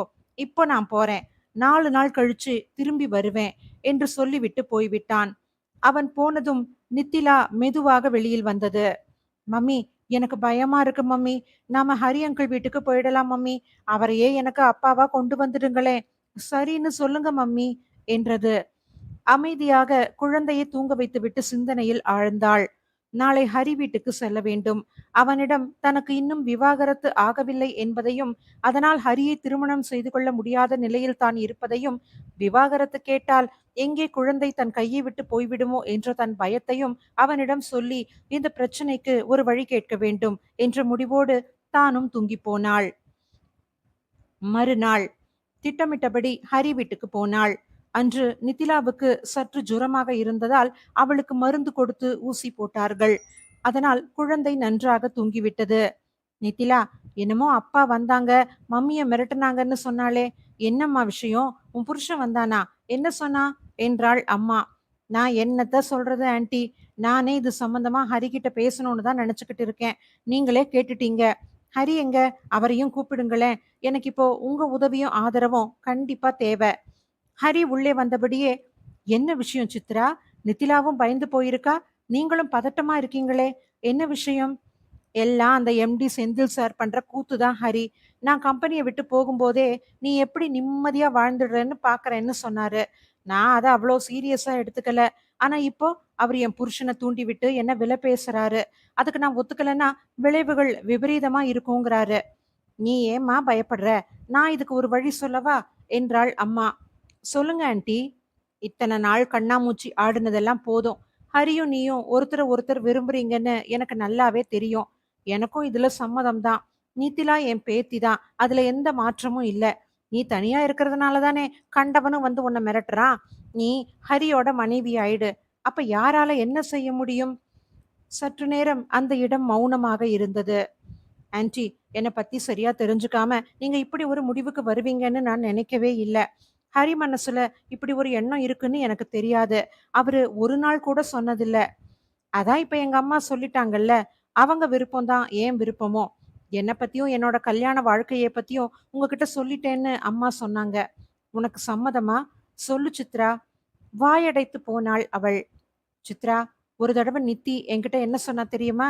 பாட்டி, எங்க அம்மா பாவம் தனியா இருக்காங்க. நீங்களும் இங்க தனியா இருக்கீங்க. அதனால நாம எல்லாரும் ஒண்ணா ஒரே வீட்டுல இருப்போமா? அப்படின்னு கேட்டா. அம்மாவின் பேச்சை தொடர்ந்தான் மகன். உடனே நான் அதுக்கு சொன்னேன், நாம எல்லாரும் ஒரே வீட்ல இருக்கணும்னா நான் உங்க அம்மாவை கல்யாணம் செஞ்சுக்கணும். அதுக்கு நீ சம்மதிப்பியா? அப்படின்னு கேட்டேன். அதுக்கு அவ, அம்மாவை கல்யாணம் செஞ்சுக்கிட்டா நீங்க எனக்கு அப்பா ஆயிடுவீங்கல்ல, ஜாலி, நாளைக்கே கல்யாணம் செஞ்சுக்கோங்கன்னு சொன்னா. அந்த அளவுக்கு அவ எங்களை நேசிக்கிறா. அவ குழந்தை ஹரி. விவரம் தெரியாம எதையாவது சொன்னா அதை போய் பெருசுபடுத்திக்கிட்டு நீங்க. அப்போ உனக்கு என்ன பிடிக்கலையா? சொல்லு சித்ரா. நீ வேற யாரையாவது காதலிக்கிறியா? காதுகளை பொத்திக் கொண்டாள். ப்ளீஸ் ஹரி, என் மனசுல இது மாதிரி நினைப்புகளுக்கு இடமே இல்ல. நான் இப்ப வாழறது நித்திலாவுக்காகத்தான். எனக்கு வேற எதுவுமே வேண்டாம். எனக்கு புரியுது ஹரி. கல்யாணமாகி உங்களுக்குன்னு ஒரு குழந்தை வந்துட்டா எங்க நாம நித்திலாவை வெறுத்துருவோமோன்னு தயங்குறா. இல்லையா சித்ரா? எங்கள பார்த்தா உனக்கு அப்படி தோணுதா? அப்படின்னா எனக்கு வேற குழந்தையே வேண்டாம். நித்திலாவே நம்ம குழந்தையா இருக்கட்டும். அதற்கு மேல் தாங்க முடியாமல் கத்திவிட்டாள் சித்ரா. முதல்ல நித்திலாவே என் குழந்தை இல்லையே ஹரி. அந்த இடம் புயல் கடந்த இடம் போல அமைதியானது. சித்ரா மெதுவாக விசும்பும் சத்தம் கேட்டது. முதலில் அம்மா தான் சுதாரித்தாள். சித்ரா, ஏமா, நீ உண்மையதான் சொல்றியா? அப்போ எப்படி நித்திலா? அப்பாதான் உன் புருஷன்னு அவ சொன்னாளே. என்னம்மா, எல்லாமே மர்மமா இருக்குதே. அப்படி என்ன ரகசியம் உன் வாழ்க்கையில? எங்க கிட்ட சொல்லக்கூடாதா? சொல்றேன் ஆன்ட்டி. சொன்னாதான் எனக்கு நிம்மதி என்றவள் நித்திலா தூங்கிக் கொண்டிருந்த ரூமின் கதவை மூடிவிட்டு வந்தாள். ஹரி, இப்ப நான் சொல்ல போறது உங்களுக்கு மட்டும்தான். எக்காரணம் கொண்டும் நான் அவ அம்மா இல்லைங்கிற விவரம் நித்திலாவுக்கு தெரியக்கூடாது. அப்படி தெரிஞ்சா அவ உடைஞ்சு போயிடுவா. ஏற்கனவே அப்பான்னா ஒரு பயம் அவளுக்கு இருக்கு. அதை போக்கவே நான் படாத பாடுபட்டேன். ஆனா நேத்து ராத்திரி அவர் வந்ததும் எங்க நான் அவளை அவர் கூட அனுப்பிடுவேணும்னு பயந்து ரூமுக்குள்ள போய் தாப்பா போட்டுக்கிட்டவ தான் அவ. அவங்க அப்பா போனப்புறம்தான் வந்தா. இது நல்லதில்ல சித்ரா. அந்த சின்ன மனசுல இத்தனை வெறுப்பும் பயமுமா? அப்படி என்னதான் நடந்துச்சு? நாங்க அவகிட்ட சொல்ல மாட்டோம். தைரியமா சொல்லு என ஊக்கினான் ஹரி. சொல்லத் தொடங்கினாள் சித்ரா. அத்தியாயம் 9. ஆழ்வார்குறிச்சி கிராமம். சித்ராவும் அவள் அக்கா கோமதியும் ஒட்டி பிறந்த இரட்டை பிறவிகள் போல அப்படி ஒரு ஒற்றுமையாக இருப்பார்கள். மிகவும் வசதியான குடும்பமாக இல்லாவிட்டாலும் நடுத்தர குடும்பம். பாட்டி மட்டும்தான். சகோதரிகள் இருவரும் பட்டாம்பூச்சிகளைப் போல ஓடி கழித்தனர். சித்ரா கல்லூரியில் இறுதி ஆண்டு. கோமதி கல்லூரியை முடித்துவிட்டு ஒரு பள்ளியில் வேலைக்கு போய்க் கொண்டிருந்தாள். அவளது வருமானத்தை திருமணத்திற்கென்று சேர்த்து வைத்துக் கொண்டிருந்தாள் பாட்டி. 2, 3 தரகர்களிடம் சொல்லி வைத்து மாப்பிள்ளை தேடத் துவங்கினர். அக்கா, உனக்கு வரப்போற மாப்பிள்ளை எப்படி இருக்கணும்னு நீ நினைக்கிற? மாப்பிள்ளை நல்லா படிச்சிருக்கணும், ரொம்ப அழகா இருக்கணும்ன்றதெல்லாம் இல்ல. ஆனா குணமா இருக்கணும்டி. நம்ம அனுசரிச்சு போறவரா இருக்கணும். என் கல்யாணத்துக்கு அப்புறமும் நீ, பாட்டி எல்லாரும் ஒண்ணாத்தான் இருக்கணும். அதுக்கு அவரு ஒத்துக்கணும். அவ்வளவுதான். அப்படின்னா நீ ஆழ்வார்குறிச்சியை விட்டுட்டு போக மாட்டியா? ஏன் போகணும்? சுத்தமான மலைக்காத்து, இனிக்க இனிக்க தண்ணி, அழகான சூழல். இதை விட்டுட்டு எல்லாம் என்னால போக முடியாது. அதனால தான் நான் உள்ளூர் மாப்பிள்ளைய பார்க்க சொல்லியிருக்கேன். ஏன்க்கா நீ இப்படி இருக்க? ஒவ்வொருத்தரும் அமெரிக்கா போகணும், இங்கிலாந்துல போய் குடுத்தனம் பண்ணணும்னு நினைச்சுக்கிட்டு இருக்காங்க. நீ என்னடான்னா குண்டு சட்டிக்குள்ளேயே குதிரை ஓட்டுறேங்கிறியே. அது அவங்க அவங்க கண்ணோட்டத்தை பொறுத்தது. எந்த மாசும் இல்லாத சூழல்ல நம்ம தோப்புல உட்கார்ந்து கல்கியோட பொன்னியின் செல்வனையும் வைரமுத்துவோட கள்ளிக்காட்டு இதிகாசத்தையும் படிக்கிற சுகம் எனக்கு போதும். இங்க இருந்தா தான் எனக்கு கவிதை எழுத வருது. நீ ஏன்க்கா கவிதை எழுதி எழுதி எதுக்கும் அனுப்பாம வச்சிருக்கிற? 4 பத்திரிகைகளுக்கு அனுப்புனா தானே உன் பேர் பிரபலமாகும். எனக்கு பிரபலமாகணும்னு ஆசையே இல்லடி. நான் எழுதுற கவிதைகள நம்ம வீட்டு முற்றத்துல நல்ல பௌர்ணமி நிலாவுல நான் அத படிக்க, அவரு ரசிக்கணும். அவரும் சில கவிதைகள் சொல்லணும். இதுதான் சொர்க்கம். அக்கா சொல்ல சொல்ல மிகவும் கவலைப்பட்டாள் சித்ரா. அக்காவின் மிக நுட்பமான ரசனைக்கு ஏற்ற மாப்பிள்ளை இந்த கிராமத்தில் கிடைப்பானா? அக்கா பாவம், வெளி உலகம் எதுவுமே தெரியாது. தான் உண்டு, தன் இலக்கியம் உண்டு என்றிருப்பாள். அவளுக்கு நல்ல கணவனாக வாய்க்க வேண்டுமே என்று வேண்டிக் கொண்டாள். அடுத்து வந்த நாட்களில் அக்காவிடம் சில மாற்றங்கள் தெரிந்தன. பள்ளி விட்டு லேட்டாக வருவது, கேட்டால் ஸ்பெஷல் கிளாஸ் என்பது, எப்போதும் தனிமையை நாடுவது, கேட்டால் கேட்ட கேள்விக்கு மட்டும் பதில் என மாறிப்போனாள். அதற்கான காரணத்தை கண்டுபிடிக்க கோமதியின் கவிதை நோட்டை எடுத்தாள். எப்போதும் இயற்கையையும் நிலவையும் பற்றி எழுதுவாள். ஆனால் கடந்த 2 மாதங்களாக ஒரே காதல் கவிதை மயம். உருகி உருகி எழுதியிருந்தாள். மனம் திடுக்கிட்டு போனாலும் கொஞ்சம் சந்தோஷமாகவும் இருந்தது. எப்படியோ அக்கா தனக்கேற்ற ரசனை உள்ளவனைத்தான் காதலிப்பாள். அவன் யாராக இருக்கும் என்று ஆவலை கட்டுப்படுத்திக் கொண்டு கோமதியை தேடி போனாள். செல்போனில் பேசிக் கொண்டிருந்தவள் சித்ராவை பார்த்ததும் அவசர அவசரமாக வைத்து விட்டாள். அக்கா, யாரு போன்ல? ம், அது எங்க ஸ்கூல் பிரின்சிபல். அவர் ஞாயிற்றுக்கிழமை கூடவா தொந்தரவு பண்ணுவாரு? இல்ல. ஆமா. வந்து சும்மா தான். ஏன் மழுப்புற? உனக்கு பொய் சொல்லி பழக்கமே இல்ல. முகமே காட்டி குடுத்துடுச்சு. எனக்கும் ஓரளவுக்கு உண்மை தெரியும். நான் சொல்லவா? நீ யாரையோ காதலிக்கிற. கரெக்ட்டா? கோமதியின் அழகு முகம் குங்குமமாக சிவந்தது. எப்படிடி கண்டுபிடிச்ச? ஆமா. இதுக்கு சிஐடியா வருவாங்க. உன் கவிதை நோட்ட பார்த்தேன். அதுல தான் காதல் கவிதை வெள்ளமா பெருக்கெடுத்து ஓடுதே. யாருக்கா அவரு? என்ன வேலை செய்யறாரு? எந்த ஊரு? அவருக்கு பக்கத்துல இருக்கிற ஆம்பூர்டி. சொந்தமா கம்ப்யூட்டர் சென்டர் ஒண்ணு வச்சிருக்கிறாரு. வீட்டுல அவருக்குன்னு யாருமே இல்ல. சித்தப்பா வீட்டுல வளர்ந்தவரு. அதனால குடும்பத்தோட அருமை தெரியும். கல்யாணமானதும் நம்ம வீட்டுக்கே வந்துடுறேன்னு சொல்லிட்டாரு என்றாள். ஓ! அவ்வளவு தூரத்துக்கு போயாச்சா? அவரு பேர் என்ன? சேகர். சந்திரசேகர். சுருக்கமா சேகர்ன்னு தான் கூப்பிடுவேன். பாட்டிக்கிட்ட சொல்லி கல்யாணத்துக்கு ஏற்பாடு பண்ண வேண்டியதுதான். ஆமா, அவருக்கு இலக்கியம் பிடிக்குமா? கவிதை எழுதுவாரா? அது ஒண்ணு தாண்டி இல்ல. அவருக்கும் நல்ல இலக்கியத்துக்கும் ரொம்ப தூரம். கவிதைன்னா ஓட்டம் பிடிப்பாரு. ஆனா நல்ல உழைப்பாளி, நேர்மையானவரு. என் மேல உசுரையே வச்சிருக்காரு. பகீர் என்றது சித்ராவுக்கு. அக்கா, எப்படி அவரை செலக்ட் பண்ணுன? நீ சொல்றத வச்சு பார்த்தா உனக்கும் அவருக்கும் பொருத்தமே இல்லையே. பட்டுன்னு அப்படி சொல்லிடாதடி. நானும் முதல்ல யோசனை பண்ணுனேன். ஆனா, அவர்கிட்ட நான் கிடைக்கலன்னு தற்கொலையே செஞ்சுக்க போயிட்டாரு. இத விட என்ன நேசிக்கிற கணவர் எனக்கு கிடைப்பாரான்னு சொல்லு? அதான் ஒத்துக்கிட்டேன். தலையை சுற்றியது. மனம் கலக்கமாக இருந்ததால் ஒன்றும் பேசாமல் நகர்ந்து விட்டாள். ஆனால் சேகர் சும்மா இல்லை. பாட்டியிடம் பெண் கேட்டு வந்து விட்டான். அவனை முதல் பார்வையிலேயே சித்ராவுக்கும் பாட்டிக்கும் பிடிக்கவே இல்லை. அவன் போன பிறகு கோமதியிடம் எத்தனையோ வாதாடி பார்த்தார்கள். ம்ஹும். எதற்கும் அவள் மசியவில்லை. இவர்களையே தப்பாக நினைக்க துவங்கினாள். வேறு வழியில்லாமல் கல்யாணத்துக்கு ஏற்பாடு செய்தாள் பாட்டி. ஆழ்வார்குறிச்சி பரம கல்யாணி மண்டபத்தில் வைத்து கல்யாணம். மாப்பிள்ளை சைடிலிருந்து ஒருவரும் இல்லை. பெண் வீட்டு உறவினர்களால் களை கட்டியது மண்டபம். திருமணம் முடிந்து அவர்கள் வீட்டிற்கே வந்து விட்டான் சேகர். நாட்கள் செல்ல செல்ல அக்காவின் முகம் கொஞ்சம் கொஞ்சமாக வாட ஆரம்பித்தது. இரவு அவன் நேரம் சென்று வருவதும் வரும்போதே குடித்துவிட்டு வருவதும் சகஜமாயிற்று. ஒரு நாள் கோமதி முகமெல்லாம் வீங்கி கை கால்களில் அடியோடு படுத்துக் கொண்டிருந்தாள். பார்த்த பாட்டிக்கும் பேத்திக்கும் மனம் தாழவில்லை. அவனிடமே கேட்டுவிடுவது என்று எதிர்பார்த்து காத்து கொண்டிருந்தனர். அவன் வந்ததும், அத்தான், எதுக்கு எங்க அக்காவை இப்படி போட்டு அடிச்சிருக்கிறீங்க? உங்களை காதலிச்சு கல்யாணம் பண்ணிக்கிட்டு வீட்டுல இடமும் கொடுத்திருக்காளே, அதுக்கா? என்னடி, வாய் ரொம்ப நீளுது? உன்னையும் 2 போடணுமா? என்கிட்ட கைய நீட்டுனீங்க, வெட்டி போட்டுடுவேன். ஏயா, நீ எல்லாம் ஒரு மனுஷனா? கட்டுன பொண்டாட்டிக்கு ஒருவேளை சோறு போட வக்கத்த நீ அடிக்கிற அளவுக்கு வந்துட்டியா?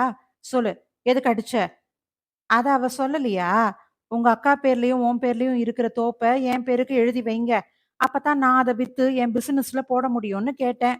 அதுக்கு இந்த பொட்ட கழுத சம்மதிக்கவே மாட்டேங்கிறா. அதான் விட்டேன் 4 அற. விக்கித்து போனார்கள் இருவரும். பாட்டி நெஞ்சை பிடித்துக்கொண்டு உட்கார்ந்து விட்டாள். அடா பாவி! அது எங்க பூர்வீக சொத்து. அதை எதுக்கு விக்கணும்? முடியாது என்று பாய்ந்து வந்தாள் கோமதி. அவளை அடித்து உதைத்தான். காண சகிக்காமல் பாட்டி கதறிவிட்டாள். சித்ரா, நமக்கு எதுக்குடி சொத்து? நம்ம வீட்டு சொத்தையே இந்த நாசமா போறவன் கொள்ளையடிச்சுட்டான். அப்புறம் இந்த தோப்பு இருந்தா என்ன, இல்லைன்னா என்ன? ஆனால் சித்ரா இது இத்தோடு நிற்காது என்பதை புரிந்து கொண்டாள். பாட்டியை உட்கார வைத்து பேசினாள். பாட்டி, தினம் தினம் அக்கா அடிபட்டு சாகிறத என்னால பாத்துக்கிட்டு இருக்க முடியாது. ஆனா அதுக்குன்னு நாமளும் உணர்ச்சி வசப்பட்டு தோப்ப அவன் பேருக்கு எழுதிடக்கூடாது. அதனால நான் ஒரு யோசனை சொல்றேன். என்னடி? சீக்கிரமா சொல்லு. நாமளே அந்த தோப்ப காதும் காதும் வச்சா மாதிரி வித்துடுவோம். அது எப்படியும் 25 லட்சத்துக்கு போகும். ஆனா அதுல 10 லட்சம் தான் வந்துச்சுன்னு சொல்லி அத அவங்கிட்ட குடுத்துடுவோம். 15 லட்சமாவது மீறும் இல்லையா? பாட்டி ஒப்புக்கொள்ள அப்படியே செய்தார்கள். பத்திரங்கள் கைமாறும்போது பாட்டி மிகவும் உணர்ச்சி வசப்பட்டாள். நான் கல்யாணமாகி வந்த புதுசுல என் மாமனார், அதான் உங்க தாத்தாவோட அப்பா ஆசை ஆசையா வாங்கின தோப்பு இது. உங்க அப்பாவும் அம்மாவும் நிர்கதியா நம்ம விட்டு போனதுக்கு அப்புறம் நமக்கு சோறு போட்டது இதுதான். இத போயி என்று குரல் கம்மச் சொன்னாள். பணத்தை வாங்கி கொண்ட சேகர் சென்னைக்கு போய் சென்டரை விரிவுபடுத்த தேவையான உபகரணங்களை வாங்கி கொண்டு வருகிறேன் என்று சொல்லிவிட்டு போய்விட்டான். அவன் தொல்லை இல்லாமல் இருக்கலாம் என்று இவர்களும் விட்டுவிட்டார்கள். அப்போது கோமதிக்கு 5 மாதம். பார்த்து பார்த்து செய்தாள் சித்ரா. ஆனாலும் மனதில் கொஞ்சம் கூட சந்தோஷமே இல்லாமல் வளைய வந்தாள் கோமதி. ஒவ்வொரு நாளும் கழியும் போதும் அவன் வந்து விடுவானோ என்று பயந்தாள். அக்காவின் நிலை சித்ராவுக்கு கவலை அளித்தது. அக்கா, ஏன் பேசவே மாட்டேங்கிற? இப்பெல்லாம் கதை புத்தகம் படிக்கிறத கூட நிறுத்திட்ட. கவிதை எழுதுறதே இல்ல. என்ன ஆச்சுக்கா உனக்கு? ம். இன்னும் என்ன ஆகணும் சித்ரா? சேகர் சொன்ன ஆசை வார்த்தைகள நம்பி மோசம் போயிட்டேன். அவன் நம்ம தோப்ப குறி வச்சு தான் என்னையே சுத்தி சுத்தி வந்திருக்கிறான். தட்டி கேட்க ஆம்பளை இல்லாத வீடு தானேன்னு இளக்காரம். என்னால உனக்கு வரவேண்டிய சொத்து போச்சேடி. அத நினைச்சா தான் எனக்கு என்று சொல்லி குலுங்கி குலுங்கி அழுதாள். அக்கா, உன்னை விட எனக்கு தோப்பு ஒண்ணும் பெருசில்ல. நீ குழந்தை பெத்தப்புறம் அவன கோர்ட்டுக்கு இழுத்து விவாகரத்து கேட்கலாம். உனக்கு அவன்கிட்ட இருந்து விடுதலை வாங்கி தர வேண்டியது என்னோட பொறுப்பு. நீ கவலையே படாத என்று தேற்றினாள். ஆனால் கோமதியின் உடல்நிலை நாளுக்கு நாள் மோசமானது. எடை குறைந்து கொண்டே வந்தது. ஏதோ வயிற்றில் வளரும் குழந்தைக்கு வேண்டுமே என்று கொஞ்சமாக சாப்பிட்டாள். அவ்வளவுதான். பிரசவத்துக்கான நாள் நெருங்கியது. சித்ரா, இன்னைக்கு உன்கிட்ட மனசு விட்டு பேசிடுறேன். அப்புறம் சந்தர்ப்பம் கிடைக்குதோ என்னவோ. இப்படி உட்காரு என்றாள். சித்ராவும் அருகில் அமர்ந்தாள். நீ பேருக்குத்தான் எனக்கு தங்க. ஆனா நீ என்ன தாய் மாதிரி பாத்துக்கிற. பிரசவத்துல நான் பொழைக்கவே மாட்டேன். இரு, குறுக்க பேசாத. அப்படி நான் செத்துட்டா குழந்தைய அந்த ஆள் கையில வளரக்கூடாதுடி. எக்காரணம் கொண்டு என் குழந்தைய நீ கைவிட்டுடக் கூடாது. அத உன் குழந்தையா நினைச்சுக்கோ. எனக்காக செய்வியா என்றாள். பொங்கி வந்த அழுகையை கட்டுப்படுத்தியபடி, அக்கா, நீ நல்லபடியா தேறி வருவ. நீ சொன்னத நான் அப்படியே நிறைவேத்துவேன். இது சத்தியம்க்கா என்று அந்த மெலிந்த கைகளில் அடித்தாள். 2 நாட்களுக்குள் அழகாக நித்திலாவை பிரசவித்துவிட்டு அனுபவித்த கொடுமைகள் போதும் என்று இந்த உலகை விட்டு பறந்தாள் கோமதி. அத்தியாயம் 10. கல்லாய் சமைந்தமர்ந்திருந்தார்கள் ஹரியும் அவன் அம்மாவும். என்னம்மா, ஒண்ணுமே பேச மாட்டேங்கிறீங்களே என்ற சித்ராவை ஏறிட்டு நோக்கினாள் அம்மா. அவள் கண்களில் நீர்ப்பொழிவு. அம்மா சித்ரா, உன்னை எப்படி பாராட்டதுன்னே தெரியலம்மா. உங்க அக்கா குழந்தைய உன் குழந்தையா நினைச்சு வளர்க்குறியேம்மா. உன் வாழ்க்கையே தியாகம் பண்ணிட்டு இருக்கியே நீ. நீதாம்மா உண்மையான மனுஷி. நான் அப்படி ஒன்றும் பிரமாதமா செஞ்சிடல ஆன்ட்டி. சரி, இந்த விஷயம் நித்திலாவுக்கு தெரியுமா? தெரியாது ஆன்ட்டி. அவ என்னத்தான் அம்மான்னு நினைச்சுக்கிட்டு இருக்கிறா. நானும் ஏன் அதை மாத்துவானேன்னு அப்படியே விட்டுட்டேன். கனவிலிருந்து மீண்டவன் போல சித்ராவையே பார்த்து கொண்டிருந்தான் ஹரி. சித்ரா, பாதி கதைய தானே சொல்லியிருக்கீங்க. மீதி என்னடா சொல்ற? ஆமாமா, அந்த ஆளு. அதான் அவ அக்கா புருஷன் என்ன ஆனாரு? இவளுக்கு யார் கூட எப்படி கல்யாணம் நடந்துச்சு? ஏன் அவங்க பிரிஞ்சாங்க? இது எதுவுமே அவ சொல்லலையே. ஆமா, நானும் உணர்ச்சி வசப்பட்டதுல மறந்தே போயிட்டேன். ஏம்மா, உனக்கு எப்ப கல்யாணம் ஆச்சு? அது ஒரு சோக கதை ஆன்ட்டி. எங்க அக்கா செத்தப்புறம் அவன் எங்கள விட்டு போயிடுவான்னு நானும் எங்க பாட்டியும் தப்பு கணக்கு போட்டுட்டோம். ஆனா அவன் எங்கள விடுறதாவே இல்ல. ஒரு நாள் ஆட்களை எல்லாம் கூப்பிட்டு வச்சுக்கிட்டு வாசல்ல ஒரே கலாட்டா. எதுக்கு? அவனோட மகள நாங்க பலவந்தமா கடத்திக்கிட்டு வந்துட்டோம். அவன் கண்ணுலயே காமிக்க மாட்டேங்கிறோம்னு சத்தம் போட்டுக்கிட்டு இருந்தான். யார் தடுத்தாலும் குழந்தைய தூக்கிக்கிட்டு போயிடுவேன் அப்படின்னு மிரட்டினான். எனக்கு ஒரே பயமா போயிடுச்சு. நீங்க போலீஸ்ல புகார் கொடுக்க வேண்டியது தானே? எப்படி ஆன்ட்டி முடியும்? குழந்தை அவனோடதாச்சே. என்ன இருந்தாலும் அவனுக்கு தானே உரிமை அதிகம். அதான் நாங்க பேசாம இருந்துட்டோம். ஒரு நாள் ராத்திரி அவன்கிட்ட இருக்கிற சாவிய வச்சு வீட்ட திறந்து நான் தூங்கிக்கிட்டு இருக்கும்போது என் கழுத்துல தாலிய கட்டிட்டான். நான் முழிச்சுக்கிட்டு தடுக்கிறதுக்குள்ள 3 முடிச்சையும் போட்டுட்டான் அந்த பாவி. எனக்கு தெரியாமலேயே என் கல்யாணம் முடிஞ்சு போயிடுச்சு. அட பாவி! அவன் நாசமா போக! இப்படியா ஒருத்தன் ஒரு பொண்ணோட வாழ்க்கைய நாசமாக்குவான்? தாலி மட்டும் தான் அவனால கட்ட முடிஞ்சது. நான் கத்தி ஆர்ப்பாட்டம் செஞ்சதுல ஊர்க்காரங்க வந்துட்டாங்க. அவன் ஓடி போயிட்டான். நான் யோசிக்க ஆரம்பிச்சேன். இனியும் இங்க இருந்தா இவனோட தொல்லைய தாங்க முடியாது. அதனால வேற ஊருக்கு போயிடலான்னு முடிவு பண்ணுனேன். அதுக்கு ஏத்தா மாதிரி என்னோட எம்பிஏ படிப்பும் முடிஞ்சு போச்சு. சென்னைக்கு வேலை தேடி குழந்தைய தூக்கிக்கிட்டு வந்தேன். நீ மட்டும் தனியாவா? ஆமா. எங்க பாட்டி கிராமத்த விட்டுட்டு வரமாட்டேன்னுட்டாங்க. முதல்ல கொஞ்ச நாள் ஒரு கம்பெனியில வேல பார்த்தேன். எங்க பாட்டிக்கு நான் போடுற லெட்டர்கள வச்சு என்ன கண்டுபிடிச்சு வீட்டுக்கே வந்துட்டான். அந்த ராட்சசன். நானும் அவன் கேட்கறப்பெல்லாம் பணம் குடுத்து சமாளிச்சுக்கிட்டு வரேன். இது எத்தன நாளைக்கு இப்படி போகும்னு தெரியல. இப்போ புதுசா இந்த எம்டி வேற இவன ஏவி விட்டுருக்கான். சித்ரா, நீ விவாகரத்து கேட்கலாம் இல்லையாம்மா? என்றாள் ஆன்ட்டி. கேட்கலாம் தான். ஆனா, குழந்தைய இழக்க வேண்டி வருமேன்னு தான் நான் சும்மா இருக்கேன். என்ன இருந்தாலும் அவன் தகப்பன்னு சொல்லி நித்திலாவ அவன்கிட்ட ஒப்படைச்சுருவாங்க. அதுதான் எனக்கு பயம், என்றாள் சித்ரா. சித்ரா, உன் பயம் எல்லாம் அனாவசியம். நீ விவாகரத்து கூட கேட்க தேவையில்ல. ஏன்னா, சட்டத்தை பொறுத்தவரை உனக்கு கல்யாணமே ஆகலையே. என்னடா உளர்ற? அவளே சொல்றா தாலி கட்டிட்டான்னு. நீ என்ன உளர்ற? ஐயோ அம்மா! நீங்க என்னதான் படிச்சீங்களோ? திருமணத்த பத்தி நம்ம சட்டம் என்ன சொல்லுது தெரியுமா? ஒரு பெண் தன் சுய உணர்வோட முழு மனசோட சம்மதிச்சு நடந்தா தான் அந்த கல்யாணம் செல்லும்னு சொல்லுது. அதுபடி பார்க்கும்போது தூக்கத்துல கட்டுன தாலி எல்லாம் செல்லாது. மகிழ்ச்சியில் பேச்சே வரவில்லை சித்ராவுக்கு. ஹரி, நீங்க உண்மையத்தான் சொல்றீங்களா? அப்போ நான் அந்த ஆளோட மனைவி இல்லையா? சொல்லுங்க சார். நிச்சயமா இல்ல. இத நீங்க எந்த கோர்ட்ல வேணும்னாலும் சொல்லலாம். எல்லாம் சரிடா. ஆனா நம்ம பண்பாடுன்னு ஒண்ணு இருக்குல்ல. தாலி கட்டுனவன் இருக்கும்போது இவ எப்படி கல்யாணம் ஆகாதவளா ஆவா? சரியான பத்தாம் பசலிமா நீ. சரி, நீ சொல்ற பாயிண்ட்டுக்கே வரேன். பொண்ணு தூங்கிக்கிட்டு இருக்கும்போதோ, இல்ல மயக்கமா இருக்கும்போதோ, இல்ல கடத்திக்கிட்டு வந்தோ, இஷ்டம் இல்லாம பலவந்தமா தாலி கட்டுற வகை கல்யாணத்துக்கு பைசாசம்னு பேரு. அது கல்யாணத்தோடயே சேர்த்து இல்லன்னு நம்ம சாஸ்திரம் சொல்லுது. இதுக்கு நீ என்ன சொல்ற? அம்மாவும் சித்ராவும் ஆச்சரியத்தில் மூழ்கி போனார்கள். ஆன்ட்டிக்கு ஒருபுறம் சந்தோஷம், மறுபுறம் தயக்கம். ஹரி, உனக்கு இந்த விஷயமெல்லாம் எப்படி தெரியும்?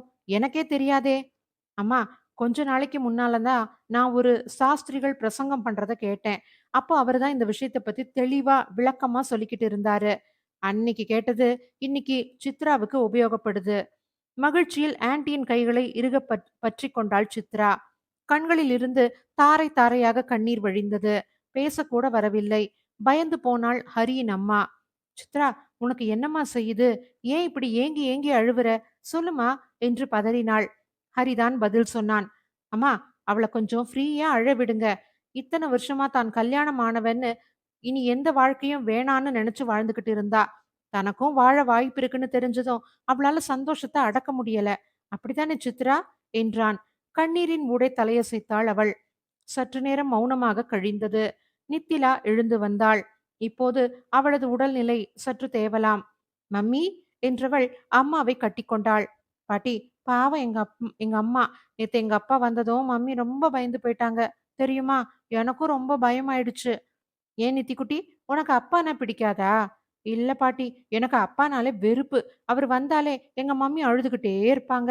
எப்ப பார்த்தாலும் அவர்கிட்ட இருந்து கெட்ட நாத்தம் அடிக்கும். அவர பார்த்தாலே எனக்கு பயம். சரி, சரி. இனி அவரு வரமாட்டாரு. நீ தைரியமா இரு என்ன? என்றாள் முதியவள். நான் தைரியமா தான் இருக்கேன் பாட்டி. ஆனா மம்மி தான் பாவம். உனக்கு மம்மினா ரொம்ப பிடிக்குமா செல்லம்? ஓ, எனக்கு மம்மினா உசுரு, என்று சொன்ன குழந்தை சித்ராவை கட்டிக்கொண்டது. இந்த அங்கிள உனக்கு பிடிச்சிருக்கா நித்திலா? என்றான் ஹரி. ரொம்ப பிடிச்சிருக்கு அங்கிள். உங்ககிட்ட வாசனையா இருக்கு. எனக்கு சைக்கிள் சொல்லி கொடுத்தீங்க. சாக்லேட் வாங்கி கொடுத்தீங்க. நீங்க இருந்தா மம்மி எப்பவும் சிரிச்சுக்கிட்டே இருப்பாங்க. அனைவரும் சிரித்து விட்டனர். அங்கிள், நீங்க எப்பவும் எங்க வீட்டிலேயே இருக்கீங்களா? எங்க அப்பா மிரட்ட வந்தா டிஷும் டிஷும்னு விஜய் மாதிரி சண்டை போடுங்க. அவரு ஓடி போயிடுவாரு, என்றது. மீண்டும் சிரித்தனர் அனைவரும். ஹரி, உங்க வீட்டுக்கு வந்துட்டா என்னை யாரும்மா பார்த்துப்பாங்க? என்றாள் அம்மா. நீங்களும் எங்க வீட்டுக்கு வந்துடுங்க பாட்டி. நானும் நீங்களும் சேர்ந்து சோட்டா பீம் பார்க்கலாம். அப்புறம் டோரிமான் பார்க்கலாம், என்றாள் ஆசையுடன். அவளை தூக்கி அணைத்துக் கொண்டாள் அம்மா. சித்ரா நித்திலாவை அழைத்துக் கொண்டு கிளம்பினாள். சித்ரா, நீங்க எதுக்கும் ஜாக்கிரதையாவே இருங்க. ராத்திரி யாராவது வந்தா கதவ திறக்காதீங்க. கூடிய சீக்கிரமே இதுக்கு ஒரு நல்ல முடிவு எடுக்கிறேன் என்று கூறி அவளை அனுப்பி வைத்தான். ஏதேதோ யோசனைகளோடு வீட்டை நோக்கி சென்று கொண்டிருந்தாள் சித்ரா. அத்தியாயம் 11. மூவர் குழு செந்தில்நாதன் வீட்டு மாடியில் கூடியிருந்தது. செந்தில்நாதன் எம்டி, அவருடைய ஆசைக்குரிய ஆஷா மற்றும் சேகர் தான் அந்த மூவர். எல்லோர் எதிரிலும் சாராயம் நிரம்பிய கண்ணாடி கோப்பைகள், பக்கத்தில் சிக்கன், மீன், இன்னும் என்னென்னவோ சமாச்சாரங்கள். மற்ற இருவரும் மெதுவாக பருகியபடி இருக்க, சேகர் ஒரேடியாக குடித்துக் கொண்டிருந்தான். ஏ சேகர், இந்தா, இப்படி ஓவரா குடிச்சேன்னா அப்புறம் நாங்க சொல்றது உனக்கு புரியுமா? புரியும் மேடம். நான் தண்ணி போட்டா தான் நிதானமாவே இருப்பேன். சரி, நாங்க யாரு சொல்லு பாப்போம். கைகளை உயர தூக்கி கும்பிட்டான். ஐயோ, உங்கள மறக்க முடியுமா? சித்ராவை பார்க்க ஆபீஸுக்கு வந்தவனை கூட்டிக்கிட்டு போய் ரூபாயும் கொடுத்து தண்ணியும் வாங்கி கொடுத்தீங்களே சார். என்னை பொறுத்த வரைக்கும் நீங்க ஒரு தெய்வம். உங்களை நான் மறப்பேனா என்று இழித்தான். சரி சரி, இனி நான் சொல்றத கேளு என்றாள் ஆஷா. இருங்க மேடம், நான் பாத்ரூம் போயிட்டு வந்துடுறேன் என்றவன் வேட்டி நழுவியதை கூட கவனிக்காமல் போனான். அவன் போனதும் ஆஷாவின் பக்கம் திரும்பினார் செந்தில். ஆஷா, நீ எதுக்கு இந்த ஆளையெல்லாம் கம்பெனி கெஸ்ட் ஹவுஸ்க்கு கூட்டிக்கிட்டு வர? அவன் எங்க, நாம எங்க?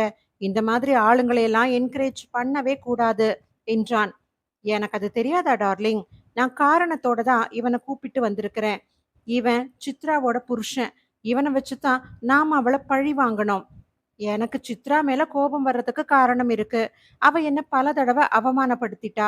ஆனா நீ எதுக்கு அவளை பழி வாங்கணும்? எனக்கே அவ மேல உள்ள கோபம் கொஞ்சம் குறைஞ்சிருச்சு. உங்களுக்கு புரியாது செந்தில். அவ என்னை எப்படி அவமானப்படுத்தினான்னு. அவளை கதற விடல. என் பேரு ஆஷா இல்ல என்றாள். அப்போது அவள் முகம் பயங்கரமாக மாறியது. அதை பார்த்த செந்திலுக்கே நடுக்கமாக இருந்தது. நீ என்ன சொல்ற? அவ எப்ப உன்னை அவமானப்படுத்தினா? ஹம், ஆம்பளைங்களுக்கு எப்பவும் ஞாபக மறதி. நான் கொல்கத்தா நாம கொல்கத்தா போயிருந்தப்ப அவளை வழிக்கு கொண்டு வர அவ ரூமுக்கு போயிருந்தேன். அப்பவே புருஷன் கூட அவ இல்லைன்னு ஒரே ஒரு மகதான் அவளுக்குன்னு எனக்கு தெரியும். அந்த நாள் கண் முன்னால் விரிந்தது. வாங்க ஆஷா மேடம், உட்காருங்க. என்ன, நீங்களே என் ரூமை தேடி வந்திருக்கிறீங்க? ஒண்ணுமில்ல, சும்மா தான். உட்காரு சித்ரா. நாளைக்கு நாம ஊருக்கு திரும்புறோம் இல்லையா? அதான் பார்த்துட்டு போகலான்னு வந்தேன். அப்பாடா, இப்பதான் எனக்கு மூச்சே வருது மேடம். என்னால என் மகளை விட்டு பிரிஞ்சிருக்கவே முடியல. ஏர்போர்ட்டுக்கு உன் கார் வருமா? எனக்கு எது மேடம் கார்? நானே டாக்ஸி பிடிச்சு போயிடுவேன். ஐயோ பாவம், நீ கிட்டத்தட்ட 3 வருஷமா செந்தில் சார் கீழே வேலை பார்த்துருக்குற. இன்னும் ஒரு கார் கூட வாங்கலையா? என்னடா இது? மேடம், உங்க பேச்சு திசை மாறுது. காலம் மாறுது சித்ரா. அத நீ புரிஞ்சுக்கோ. உனக்கு இப்போ ஒரு 27 வயசு இருக்குமா? இன்னும் 10 வருஷம் போனா உன்னை யாரும் சீண்ட மாட்டாங்க. இளமை இருக்கும்போதே அதை பயன்படுத்திக்கிறது தான் நல்லது. சி, தயவு செஞ்சு இப்படி பேசாதீங்க. இப்ப ரூமை விட்டு வெளியில போங்க. எனக்கு தூங்கணும். சித்ரா, உன் மேல இறக்கப்பட்டு தான் நான் வந்திருக்கிறேன். உனக்கோ புருஷன் இல்ல. அப்புறம் என்ன? செந்தில் சார் டார்ஜிலிங் கூப்பிட்டாராம். நீ வரமாட்டேன்னு சொல்லிட்டியாமே. இது போல ஒரு சந்தர்ப்பம் மறுபடி வருமா? எனக்கு குமட்டுது. நீங்க என்ன, செந்தில் சாருக்கு சொல்லவே நாக்கு கூசுது. உங்களுக்கு வேணும்னா இது சாதாரணமான விஷயமா இருக்கலாம். ஆனா நான் கற்புள்ள தமிழ் பொண்ணு. எனக்கு மானம் தான் முக்கியம். நீ இன்னும் அந்த காலத்திலேயே இருக்க. கற்பு, மானம் எல்லாம் பணத்தை வீசி எறிஞ்சா தானா வந்துடும். இப்ப என்னையே எடுத்துக்கயேன். உன்னை விட கம்மி தான் என் படிப்பு. ஆனா நான் தான் ஜிஎம்மாவே ஆவேன். நீ மேனேஜரா இருந்தே ரிட்டையர் ஆக வேண்டியதுதான். அது மட்டுமா, காரு, வீடு, பங்களா, வெளிநாடு சுத்தி பார்க்கறதுன்னு பல வாய்ப்புகள் வரும். இதையெல்லாம் நீ இழக்க போறியா? அம்மா தாயே, ஆஷா மேடம், பணத்துக்காக மானத்தை விக்கிறவங்க பேர் என்ன தெரியுமா? இந்த தொழிலுக்கு வேற பேர் இருக்கு. நீங்க மானத்தை விக்கிற விலை மாதுவா இருக்கலாம். என்னையும் அப்படி மாத்த முடியாது. நான் பார்க்குற வேலைக்கு எப்ப ப்ரமோஷன் கிடைக்குதோ கிடைக்கட்டும். என் சம்பளம் எனக்கும் என் மகளுக்கும் தாராளமா போதும். உங்கள மாதிரி உடம்ப வச்சு பிழைக்க என்னால ஆகாது. சித்ரா, என்ன, வார்த்தை எல்லை மீறுது? போனா போகுதுன்னு உனக்கு வழிகாட்ட வந்தேன் பாரு. என்ன சொல்லணும்? உன்னை இதை விட கேவலமான வார்த்தையால சொல்ல முடியாது. பாவம், குடும்பத்தை காப்பாத்தவும் வயித்த கழுவவும் தான் உடம்ப வித்து பிழைக்கிறவங்கள கூட நம்ம மன்னிச்சிடலாம். ஆனா உன்ன மாதிரி ஆடம்பரத்துக்கும் சுகத்துக்கும் உடம்ப விக்கிறவங்கள அந்த கடவுள் கூட மன்னிக்க மாட்டாரு. போதும், நிறுத்துடி. என்ன பகைச்சுக்கிட்ட, உன்னை இனி நான் விடவே மாட்டேன். குலைக்கிற நாய் கடிக்காது. நீ உன் வேலைய பார்த்துக்கிட்டு போ எனவும் வெளியேறி வந்து விட்டாள் ஆஷா. ஆனால் சித்ராவின் மீதான வன்மம் வளர்ந்து கொண்டே இருந்தது. நினைவலைகள் தாக்க முகம் சிவந்தது அவளுக்கு. செந்தில், அவ என்ன கேவலமா பேசிட்டா. என் கால்ல விழுந்து அவ மன்னிப்பு கேட்டே ஆகணும். அப்பதான் என் மனசு ஆறும். அதுக்குத்தான் நான் சேகரை பிடிச்சுக்கிட்டு வந்தேன் என்றாள். சேகர் வந்து விட்டான். சார், சொல்லுங்க சார். நான் என்ன செய்யணும்? கொள்ளையடிக்கணுமா இல்ல கொலை செய்யணுமா? அதெல்லாம் ஒண்ணும் வேண்டாம். மேடம் என்ன சொல்றாங்களோ அதுபடி நட. என்ன? சரி சார். நீங்க சொல்லுங்க மேடம். நான் என்ன செய்யணும்? சொல்றேன். இப்போ சித்ரா கூட இருக்கிறது நீ பெத்த குழந்தை தானே? ஆமா, எனக்கும் கோமதிக்கும் பிறந்தது. பாவி, என் கண்ணுலயே காமிக்க மாட்டேங்கிறா. அப்போ அந்த பொண்ணுக்கு சித்ரா அம்மா இல்லையா? இல்ல, அவ அக்கா தான் அம்மா. கோமதி செத்தப்புறம் நான் சித்ராவுக்கு தாலி கட்டுனேன், சொத்துக்காக. ஆனா அந்த சிறுக்கி என்னை ஏமாத்திட்டு ஓடிட்டா. அவள என்ன செய்யறேன் பாரு. அவ குழந்தை மேல உண்மையிலேயே பாசம் வச்சிருக்கிறாளா? என்ன மேடம் அப்படி கேட்டுட்டீங்க? ஒரு நாள் நான் குழந்தைய தூக்க போனேன். அரிவாள தூக்கிக்கிட்டு ஓடி வந்துட்டா. அப்புறம் நான் தப்பிச்சு வரதுக்குள்ள பட்டப்பாடு. ஐயோ அப்பா! அப்படியா? சரி. எந்த கோர்ட்டுலயும் அது என் குழந்தைதான்னு சொல்லுவியா? கண்டிப்பா சொல்லுவேன் மேடம். நான் என்ன பொய்யா சொல்லப் போறேன்? நான் அப்படி சொன்னா எனக்கு என்ன கிடைக்கும்? 2,00,000 ரூபாய் தரேன். அதோட சித்ராவுக்கு கணவனாவும் வாழலாம். என்ன சொல்ற? யப்பா! 2,00,000மா? அதோட சித்ரா குட்டி என் பொஞ்சாதியா? கரும்பு தின்ன கூலி வேறயா? சரிங்க. நான் என்ன செய்யணும்னு சொல்லுங்க. இப்ப இல்ல. நீ நிதானத்துல இருக்கிற போது சொல்றேன். இப்போ நீ போ என்று அவனை அனுப்பி வைத்தாள். செந்தில்நாதனை அணைத்துக் கொண்டாள் ஆஷா. என்ன டியர், நீ ஏதோ பலமா திட்டம் போட்டிருக்கிறேன்னு நினைக்கிறேன். சரியா? ஆமா டார்லிங். என் திட்டம் சரியா நிறைவேறிடும்னு நான் நினைக்கிறேன். அவசரப்படாத.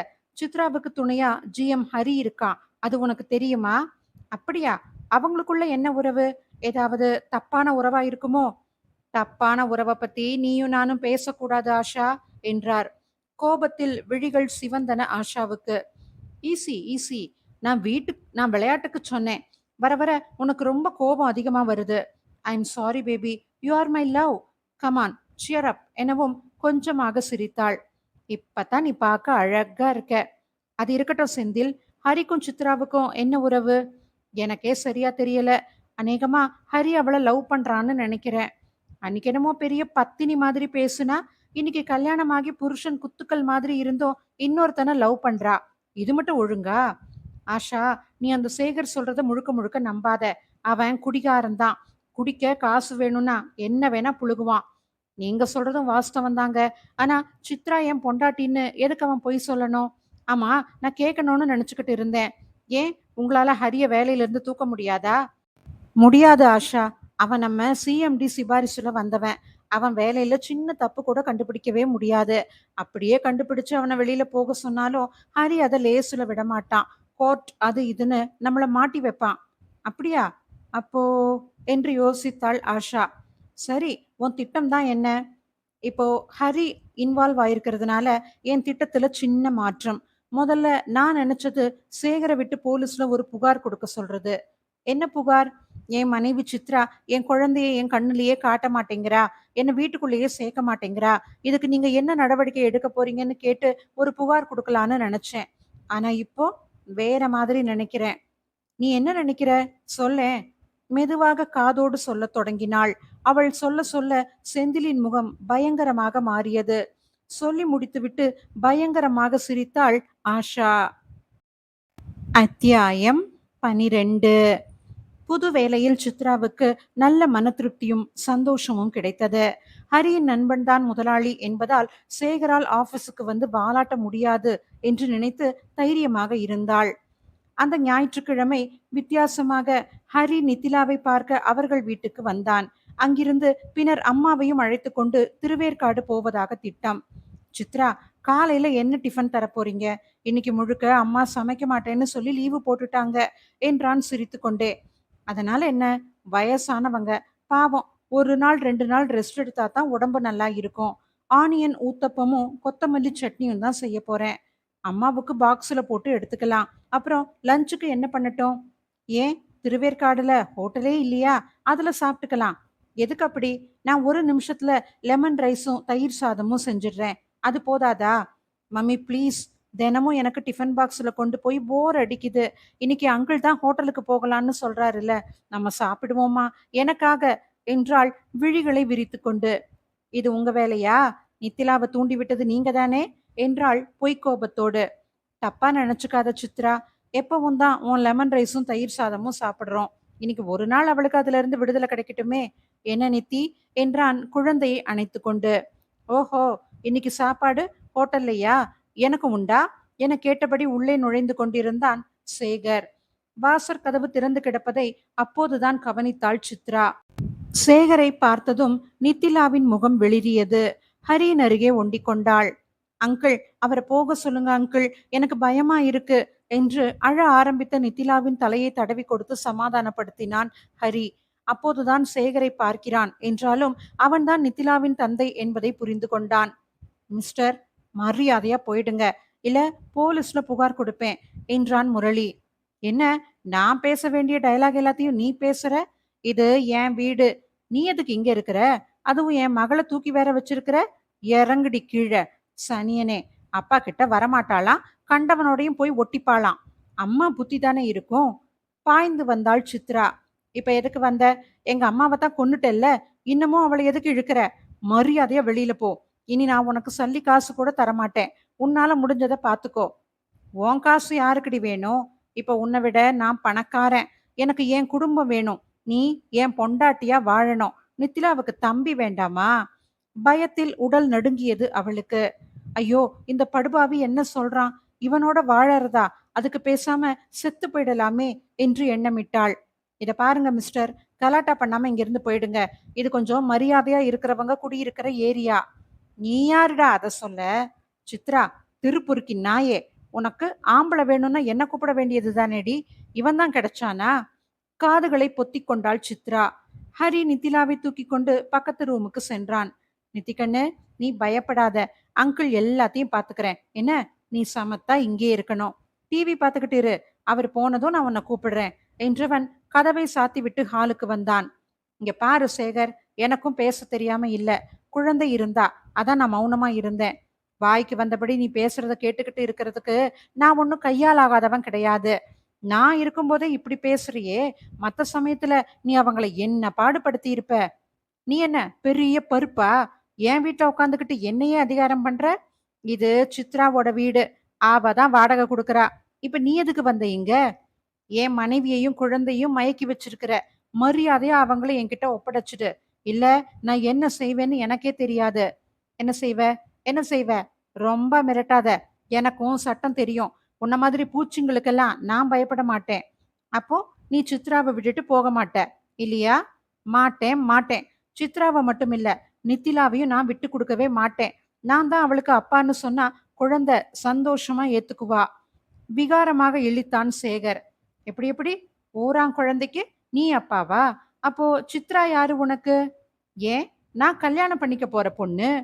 கண்களை அகல விரித்து அவனை பார்த்தாள் சித்ரா. மனதிற்குள் குளிர்ந்த நீர் பாய்ந்தாற் போல இனிமையான உணர்ச்சி பரவியது. என்னோட கணவரா? ஹரியா? அது நடக்குமா என்று கற்பனையில் பறந்தாள். சேகரின் குரல் அவளை தரைக்கு இறக்கியது. ஆஹா, சூப்பர். ஏன் பொண்டாட்டிக்கு நீ மருதாளி கட்ட போறியா? உனக்கு என்ன திமிர்? ஆமா, நான் கட்டத்தான் போறேன். உன்னால என்ன பண்ண முடியுமோ பண்ணிக்கோ. வெளியில போ. இப்ப நீ சொன்னத போலீஸ்ல அப்படியே சொல்லுவியா? அந்த தைரியம் உனக்கு இருக்கா? ஏன் சொல்ல மாட்டேன், கண்டிப்பா சொல்லுவேன் என்றான் ஹரி. அப்படி சொல்லு. அடியே சித்ரா, இனிமே உன்னை காப்பாத்த அந்த ஆண்டவனாலையும் முடியாது. இப்ப இந்த ஆளு பேசுனதெல்லாம் நான் அப்படியே போலீஸ்ல போய் சொல்ல போறேன். புகார் கொடுத்து நீதி கேட்பேன். அப்ப பாக்குறேன்டி நீ என்ன பண்றேன்னு என்று ஆவேசமாக பேசிவிட்டு வெளியேறினான். தலையில் கை வைத்து உட்கார்ந்து விட்டாள் சித்ரா. இப்போ என்ன செய்ய ஹரி? அவன் எதுக்கும் தயங்க மாட்டானே. நிலைமை கொஞ்சம் சீரியஸ் தான் சித்ரா. அவன் என்ன திட்டத்தோட இப்படி செய்யறான்னு தெரியல.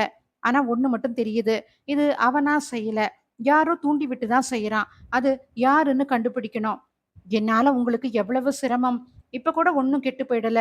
நீங்க விலகிட்டீங்கன்னா அவன் உங்க மேல கேஸ் போட மாட்டான். நீ சொல்றது நியாயமா சித்ரா? உனக்கு ஒரு கஷ்டம்னு வரும்போது நான் விட்டுட்டு ஓடினா நான் என்ன மனுஷன்? நான் அவங்கிட்ட உன்னை கல்யாணம் செஞ்சுக்க போறேன்னு சொன்னது சும்மான்னு நினைச்சுக்கிட்டு இருக்கியா? இது நான் யோசிச்சு எடுத்த முடிவுதான். இருந்தாலும் முரளி, உங்க அம்மா அவங்க இதுக்கு சம்மதிச்சுட்டாங்க. இன்னைக்கு உன்னை திருவேற்காடு கோயிலுக்கு கூட்டிக்கிட்டு போய் அங்க வச்சு சொல்லலான்னு ஐடியா கொடுத்ததே எங்க அம்மா தான். இப்ப சந்தோஷமா? ஆனந்தத்தில் கண்ணீர் மல்க அவனையே பார்த்தாள். ஆனா இப்ப நம்மளால திருவேற்காடு போக முடியாது போல இருக்கு. ஃபோன் பண்ணி எங்க அம்மாவையும் வர சொல்லிடுறேன். நித்திலாவை அவங்க பார்த்துக்கட்டும். எப்படியும் நம்ம போலீஸ் ஸ்டேஷன் போக வேண்டியதா இருக்கும் என்றவன் ஃபோன் செய்து அம்மாவை வர சொன்னான். அடுத்த அரை மணியில் அம்மா வந்துவிட்டாள். அவளிடம் எல்லாவற்றையும் விவரமாக சொன்னார்கள். அட பாவி, அவன் இத்தனை புத்திசாலித்தனமாவா இருக்கான்? என்ன மாதிரி ஆளு பாரு. ஆன்ட்டி, என்னால உங்க மகனுக்கு ஏகப்பட்ட பிரச்சனை. என்னை மன்னிச்சிருங்க ஆன்ட்டி. நீ இனிமே என்னை அத்தைன்னு தான் கூப்பிடணும். இன்னைக்கு கோயில்ல வச்சு உனக்கு நிச்சயம் பண்ணலான்னு இருந்தேன். அதை இப்பவே செஞ்சிடுறேன். இந்தாம்மா, இந்த பூவை வச்சுக்க என்றவள் அவளை அருகே அழைத்து கையில் வளையல் பூட்டி விட்டாள். இது எங்க மாமியார் கையில போட்டிருந்த அந்த காலத்து காடா வளையல். அவங்க எனக்கு நிச்சயித்தும் போது கொடுத்தாங்க. நான் இப்போ உனக்கு தரேன். நீ இதை எப்பவும் போட்டுக்கிட்டு சதா சிரிச்சுக்கிட்டே எங்க வீட்டுக்கு மகாலட்சுமி மாதிரி வரணும் என்று ஆசிர்வதித்தாள். உணர்ச்சியில் பேச்சு வராமல் பெரியவள் காலில் விழுந்து வணங்கினாள் சித்ரா. மனதில் இப்போது நம்பிக்கை மலையளவு வளர்ந்திருந்தது. நான் இப்போ தனி இல்ல, எனக்குன்னு குடும்பம் இருக்கு. நித்திலாவுக்கு அம்மாவும் பாட்டியும் கிடைச்சிட்டாங்க. என்ன வந்தாலும் இனி ஹரி பார்த்துக்குவார் என்று நினைத்து சந்தோஷப்பட்டு கொண்டிருந்தாள். அதே நேரம் போலீஸ் வாசற்கதவை தட்டியது. இங்க யாருங்க? ஹரி, சித்ரா அவங்கள ஸ்டேஷனுக்கு கூட்டிக்கிட்டு வரும்படி இன்ஸ்பெக்டர் சொல்லி அனுப்பினாரு என்றான் அந்த கான்ஸ்டபிள். அம்மாவிடம் சொல்லிவிட்டு நித்திலாவை பார்த்து கொள்ளுமாறு அறிவுறுத்திவிட்டு இருவரும் விரைந்தனர். அத்தியாயம் 13. போலீஸ் ஸ்டேஷனில் அவர்களை உட்கார வைத்து பேசினார்கள். சார், நீங்க படிச்சவங்க, நீங்களே இப்படி பண்ணலாமா என்றார் inspector. I can explain it. Sir sir, எனக்கு புரியக்கூடாதுன்னு இங்கிலீஷ்ல பேசுறான் சார், தமிழ்ல பேச சொல்லுங்க என்றான் சேகர் குறுக்கிட்டு. நீ சும்மாரு, எனக்கு தெரியும் என்றவர் ஹரி பக்கம் திரும்பி, சார், இவன் உங்க மேல ரொம்ப சீரியஸான புகார் கொடுத்திருக்கிறான். அதுக்கு நீங்க பதில் சொல்லியே ஆகணும் சார் என்றார். என்ன புகார் சார்? நீங்க இந்த ஆளோட பொண்டாட்டியையும் குழந்தையையும் பலவந்தமா பிடிச்சு வச்சிருக்கிறீங்களாம். கேட்டா அராஜகமா பதில் சொல்றீங்களாம். இதுதான் அவருடைய புகார். அயர்ந்து போனான் முரளி. சார், இந்த ஆள் சொல்றது உண்மைன்னா உங்களுக்கு கிட்டத்தட்ட 7 வருஷம் ஜெயில் தண்டனை கிடைக்க வாய்ப்பு இருக்குது. உங்களை பார்த்தா நல்லவர் மாதிரி இருக்கு. அதான் உட்கார வச்சு பேசிக்கிட்டு இருக்கிறேன். சார், இவன் சொல்றது அத்தனையும் பொய். சித்ரா இந்த ஆளோட மனைவியே இல்ல. ஆனா குழந்தை இவனோடதுதான். என்ன சார் குழப்பறீங்க? அப்ப நீங்க குழந்தைய கடத்தி வச்சிருக்கிறீங்களா? ஐயோ, அப்படியெல்லாம் இல்ல சார். இதோ இருக்காங்களே, இவங்க தான் சித்ரா. இவங்க கிட்ட தான் குழந்தை இருக்கு. அது இவங்களோட அக்கா குழந்தை. அக்கா புருஷன் தான் இந்த சேகர். ஓஹோ, இப்ப புரியுது. ஏண்டா, அக்கா செத்ததும் தங்கச்சிய கணக்கு போடுறியா? உனக்கு என்ன கொழுப்பு? சார், எல்லாரும் சேர்ந்துக்கிட்டு பொய் சொல்றாங்க. சித்ரா கழுத்துல நான் தாலி கட்டுனது உண்மை. தாலி கட்டுனா மனைவி தானே. நீங்களே வேணும்னா கேட்டு பாருங்க. ஏமா, இவன் சொல்றது நிஜமா? சித்ரா பதில் சொல்லும் முன் ஹரி முந்திக்கொண்டு, நானே விலாவாரியா சொல்றேன் சார் என்றான். நான் உங்களை கேட்கல, சம்பந்தப்பட்டவங்க பதில் சொல்லட்டும் என்றார் கராராக. மௌனமாக தலையசைத்தாள் சித்ரா. மேடம், அப்படின்னா நீங்க இவன் பொண்டாட்டிங்கிறது உண்மைதானே? கல்யாணமான நீங்க இவரோட தொடர்பு வச்சிருக்கீங்க, அப்படித்தானே? கடவுளே, என்ன ஹரி இது? என்னால இது மாதிரி கேள்விகளை எல்லாம் தாங்க முடியலையே. எத்தனை நாள் தான் நான் இதுக்கு பதில் சொல்லிக்கிட்டு இருக்கணும்? சார், அதான் நான் விவரமா சொல்றேன்னு சொன்னேன்ல. சேகர் ஆவேசமாக குறுக்கிட்டான். இன்னும் என்ன விவரமா பேசணும்? என்ன தவிர இவளை வேற யாரு பெரிய மனசு பண்ணி ஏத்துக்குவாங்க? மரியாதையா சித்ராவை என்னோட அனுப்பி வச்சிடு. இல்ல, இன்ஸ்பெக்டர் உன்னை முட்டிக்கு முட்டி தட்டி உள்ள தள்ளிடுவாரு. நீ பேசாத மேன், நான் தான் பேசிக்கிட்டு இருக்கேன்ல. இத பாருங்க மேடம், நீங்க செய்யறது சட்டப்படி தப்பு. உங்களுக்கு இந்த ஆளோட வாழ இஷ்டம் இல்லைன்னா விவாகரத்து வாங்கி இருக்கணும். அதை விட்டுட்டு இப்படி கண்ணா பின்னான்னு நடக்கக்கூடாது. தயவு செஞ்சு நான் சொல்றத கேளுங்க இன்ஸ்பெக்டர் சார். இவன் செஞ்சுக்கிட்டது கல்யாணமே கிடையாது. சட்டப்படி பார்த்தா சித்ரா இவனோட பொண்டாட்டியே இல்ல.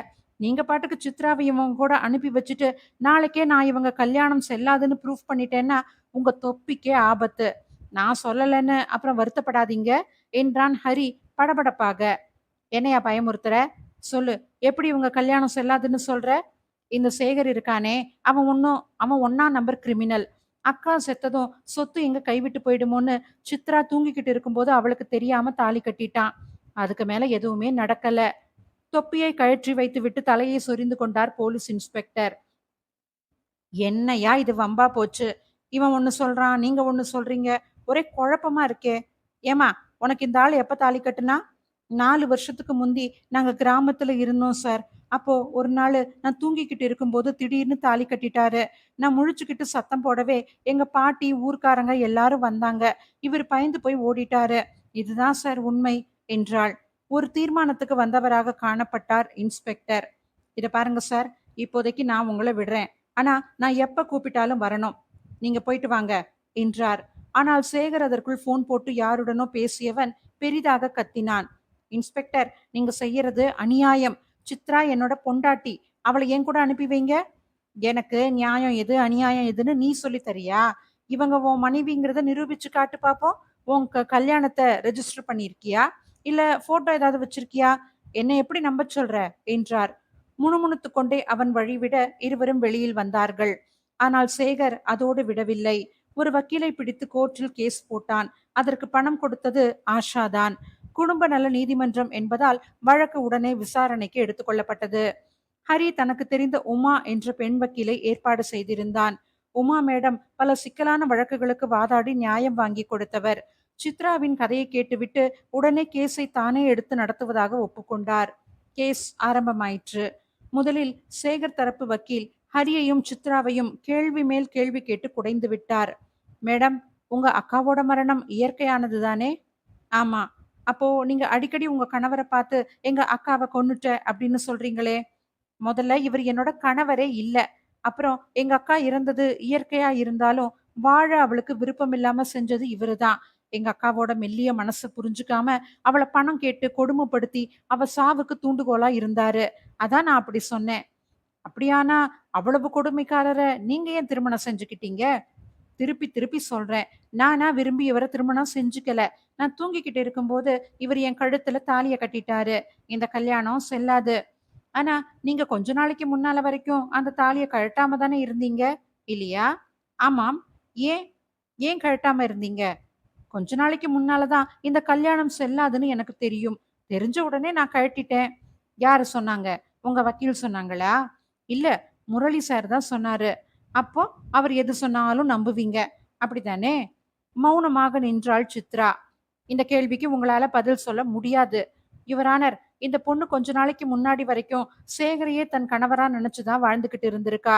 ஆனா எதிர்க்கட்சிக்காரரான முரளி இவங்களுக்கு தப்பு தப்பா சொல்லி கொடுத்து மனச மாத்தி தன் வசப்படுத்திக்கிட்டாரு. இதுதான் என்னோட வாதம். அதனால சித்ராவும் சேகரோட மகளும் இனி அவரோட தான் வாழணும்னு தீர்ப்பு சொல்லணும் யுவர் ஆனர் என்று பேசிவிட்டு அமர்ந்தார். பதை பதைக்க பார்த்திருந்தாள் சித்ரா.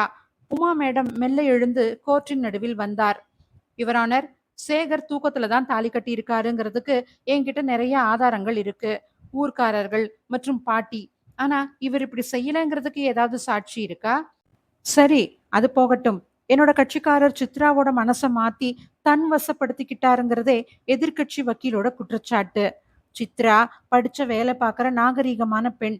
மத்தவங்க சொல்றத கேட்டுதான் வாழணுங்கிற நிர்பந்தம் இல்லாதவங்க. அதனால யாரும் அவள மூளைச்சலவை செய்ய முடியாது. உங்க பாயிண்ட் தான் என்ன மிஸ் உமா என்றார் ஜட்ஜ். சொல்றேன் யுவர் ஆனர். இப்போ நீதிமன்றத்தோட கதவுகளை தட்டி இருக்கிற சேகர் ஏன் இத்தனை வருஷமா சும்மா இருந்தாரு? மகளை பத்தி கவலையே படலையே. சித்ராவோட பராமரிப்புல நித்திலா இருக்கிறது சேகருக்கு ரொம்ப சௌகரியமா இருந்துச்சு. இப்போ அவருக்கு பணம் தேவை. அது சித்ரா கிட்ட இருக்கு. அதனால தான் மனைவிங்கிற நாடகம் ஆடுறாரு. நீங்க என் தரப்பு சாட்சிகளை விசாரிச்சு தீர்ப்பு சொல்லும்படி கேட்டுக்கிறேன் என்றார். இருதரப்பு சாட்சிகளும் விசாரிக்கப்பட்டன.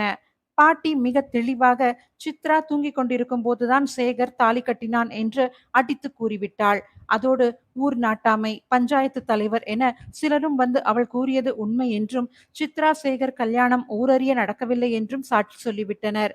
சித்ராவின் மனதில் சந்தோஷம் கூடு கட்டத் தொடங்கியது. நீதிபதி தீர்ப்பை வாசிக்க போகும் நேரத்தில் மீண்டும் சேகரின் வக்கீல் எழுந்தார். யுவரானர், நான் கடைசியா ஒன்னு சொல்லிக்க விரும்புறேன். இந்த சாட்சிகள் சொல்றத வச்சு பார்க்கும்போது சித்ரா சேகர் கல்யாணம் செல்லாதுங்கிறத நான் உணர்றேன். அப்படின்னா வழக்க வாபஸ் வாங்கிக்கிறீங்களா? இல்ல யுவரானர். ஆனா இப்போ வழக்கு வேற திசைக்கு திரும்புது. சித்ராவும் சேகரும் கணவன் மனைவி அல்லாத பட்சத்துல சேகரோட குழந்தை எப்படி சித்ரா கிட்ட இருக்க முடியும்? தந்தை கிட்ட தான் மகள் வளரணுமே வளரணுமே தவிர சித்தி கிட்ட இல்ல. அதனால நித்திலாவை சேகர் கிட்ட ஒப்படைக்கணும்னு நான் கேட்டுக்கிறேன் என்று கூறி முடித்தார். அவர் பேசியதன் பொருள் புரிந்து விக்கித்து போய் அமர்ந்திருந்தனர் சித்ராவும் ஹரியும். இறுதி அத்தியாயம். சேகர் தரப்பு வக்கீல் விடுத்த கோரிக்கையை கேட்டு அதிர்ந்து போய்விட்டார் உமா மேடம். இந்த திருப்பத்தை அவர்கள் எதிர்பார்க்கவில்லை என்பதை முகமே காட்டியது. ஆனாலும் சுதாரித்துக் கொண்டு விட்டார். யுவரானர், இப்போது நடக்கும் வழக்குக்கும் இவரது கோரிக்கைக்கும் சம்பந்தமே இல்லை. முதலில் தனது மனைவிதான் சித்ரா என்று சொல்லிக் கொண்டிருந்தவர் இப்போது அப்படி இல்லை. அதனால் குழந்தையை ஒப்படைக்க வேண்டும் என்று கூறுகிறார். இதிலிருந்தே இவர்களுடைய மனம் எப்படிப்பட்ட மாறும் தன்மை உடையது என்பது புரிகிறது. அப்போது சேகரின் வக்கீல் குறுக்கிட்டு, யுவரானர், உமா மேடம் சொல்வது போல சம்பந்தமில்லாத வழக்கு அல்ல இது. கணவனின் குழந்தையை தன் குழந்தை என்று சொல்லி இது நாள் வரை பராமரித்து வந்திருக்கிறார் சித்ரா. இப்போது அவரே சேகரை கணவன் இல்லை என்று சொன்ன பிறகு குழந்தையை ஒப்படைப்பதுதானே நியாயம்? ஜட்ஜ் விசாரணையை ஒத்திவைத்தார். மதியம் 3 மணிக்குத்தான் மீண்டும் கோர்ட். வெளியில் வந்த சித்ராவின் முகத்தில் கவலை ரேகைகள். உமா மேடத்தை சூழ்ந்து கொண்டார்கள். மேடம், நான் சேகர கணவரா ஏத்துக்கிட்டா நித்திலாவை எங்க கிட்ட கொடுத்துருவாங்க இல்ல என்றாள். வந்த கோபத்தை கஷ்டப்பட்டு அடக்கி கொண்டான் ஹரி. உமா மேடம் பொறுமையாக பதில் சொன்னார். இத பாரு சித்ரா, நீ அப்படி சொன்னா என்ன ஆகும்னு தெரியுமா? அவன் கூட நீ வாழ வேண்டியதா இருக்கும். அப்ப மட்டும் நித்திலா நிம்மதியா இருப்பாளா? சேகர கூட வச்சுக்கிட்டு எப்படி உன்னால சந்தோஷமான வாழ்க்கை வாழ முடியும்? அந்த சூழல்ல வளர நித்திராவுக்கு நல்ல கல்வியும் வாழ்க்கையும் எப்படி நீ அமைச்சு கொடுப்ப? எனக்கு ஒண்ணுமே புரியல மேடம். இப்ப நான் என்னதான் செய்ய? என்னை கொஞ்சம் யோசிக்க விடுங்க என்றவர் 10 நிமிடம் கழித்து வந்தார். அவர் கண்களில் பிரகாசம். ஹரியை தனியே அழைத்து காதில் ஏதோ சொன்னார். அவன் நேரே சேகரை நோக்கி சென்றான். சேகர், உங்ககிட்ட எனக்கு கொஞ்சம் தனியா பேசணும். என்ன, தோத்துருவோம்னு பயமா இருக்கா? அப்படின்னே வச்சுக்கோங்களேன். உங்க நோக்கம் தான் என்ன? உங்களுக்கு நித்தினா மேல அப்படி என்ன திடீர்னு அக்கறை? அக்கறை என்ன அக்கறை? அவ என்னோட மக, அதான். இத்தனை நாள் இல்லாம இப்ப என்ன? அவசியம் சொல்லணுமா? சொல்றேன் கேட்டுக்கங்க. நித்திலாவை குறி வச்சாதான் சித்ரா சிக்குவா. இன்னைக்கு சாயங்காலத்துக்குள்ள அவ என்கிட்ட வந்து குழந்தைய குடு, என்ன வேணும்னாலும் செய்யறேன்னு கெஞ்சுவா பாரு.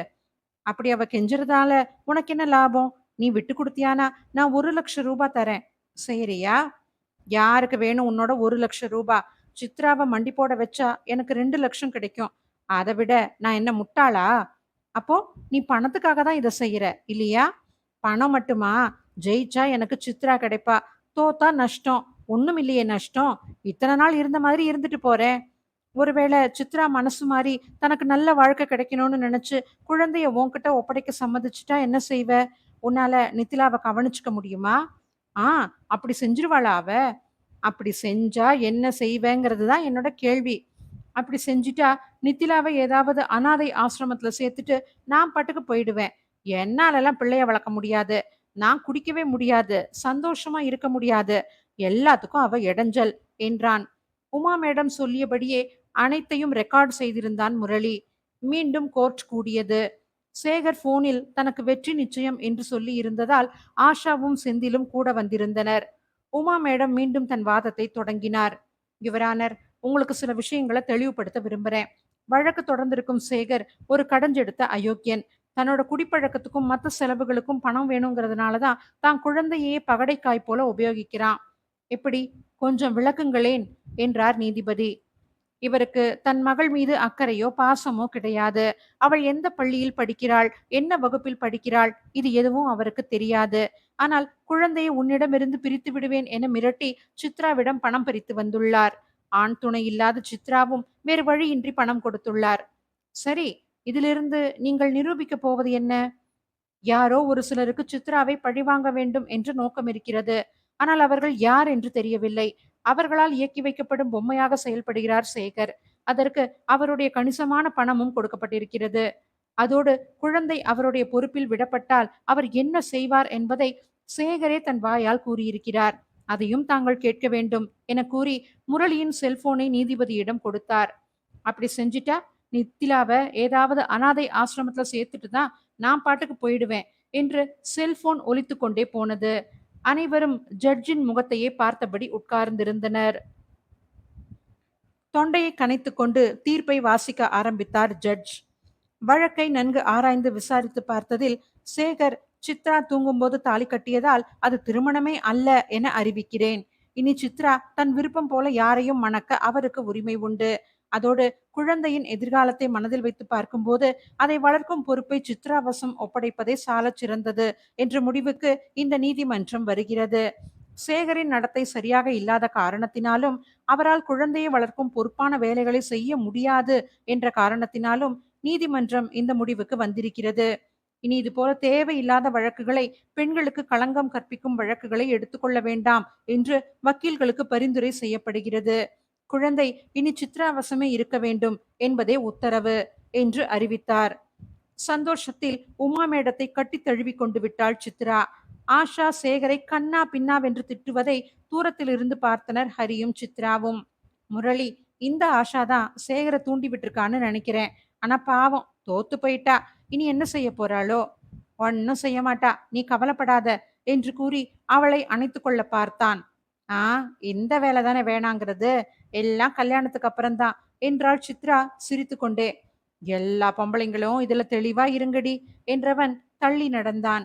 அம்மா இருவருக்கும் ஆரத்தி சுற்றினாள். எல்லாம் விவரமாக சொன்னார்கள். ஆஷாவை பற்றியும் சொன்னாள் சித்ரா. எப்படியோ அவ மட்டும் சேகரை தூண்டி கேஸ் போடாம இருந்திருந்தா சித்ரா பாவம் தான் புருஷன் சேகர் தான்னு நினைச்சுக்கிட்டு இருந்திருப்பா. இப்படி ஒரு மருமக எனக்கு கிடைச்சிருக்க மாட்டா. எப்படியோ எல்லாம் நல்லபடியா முடிஞ்சுது என்றாள் அம்மா.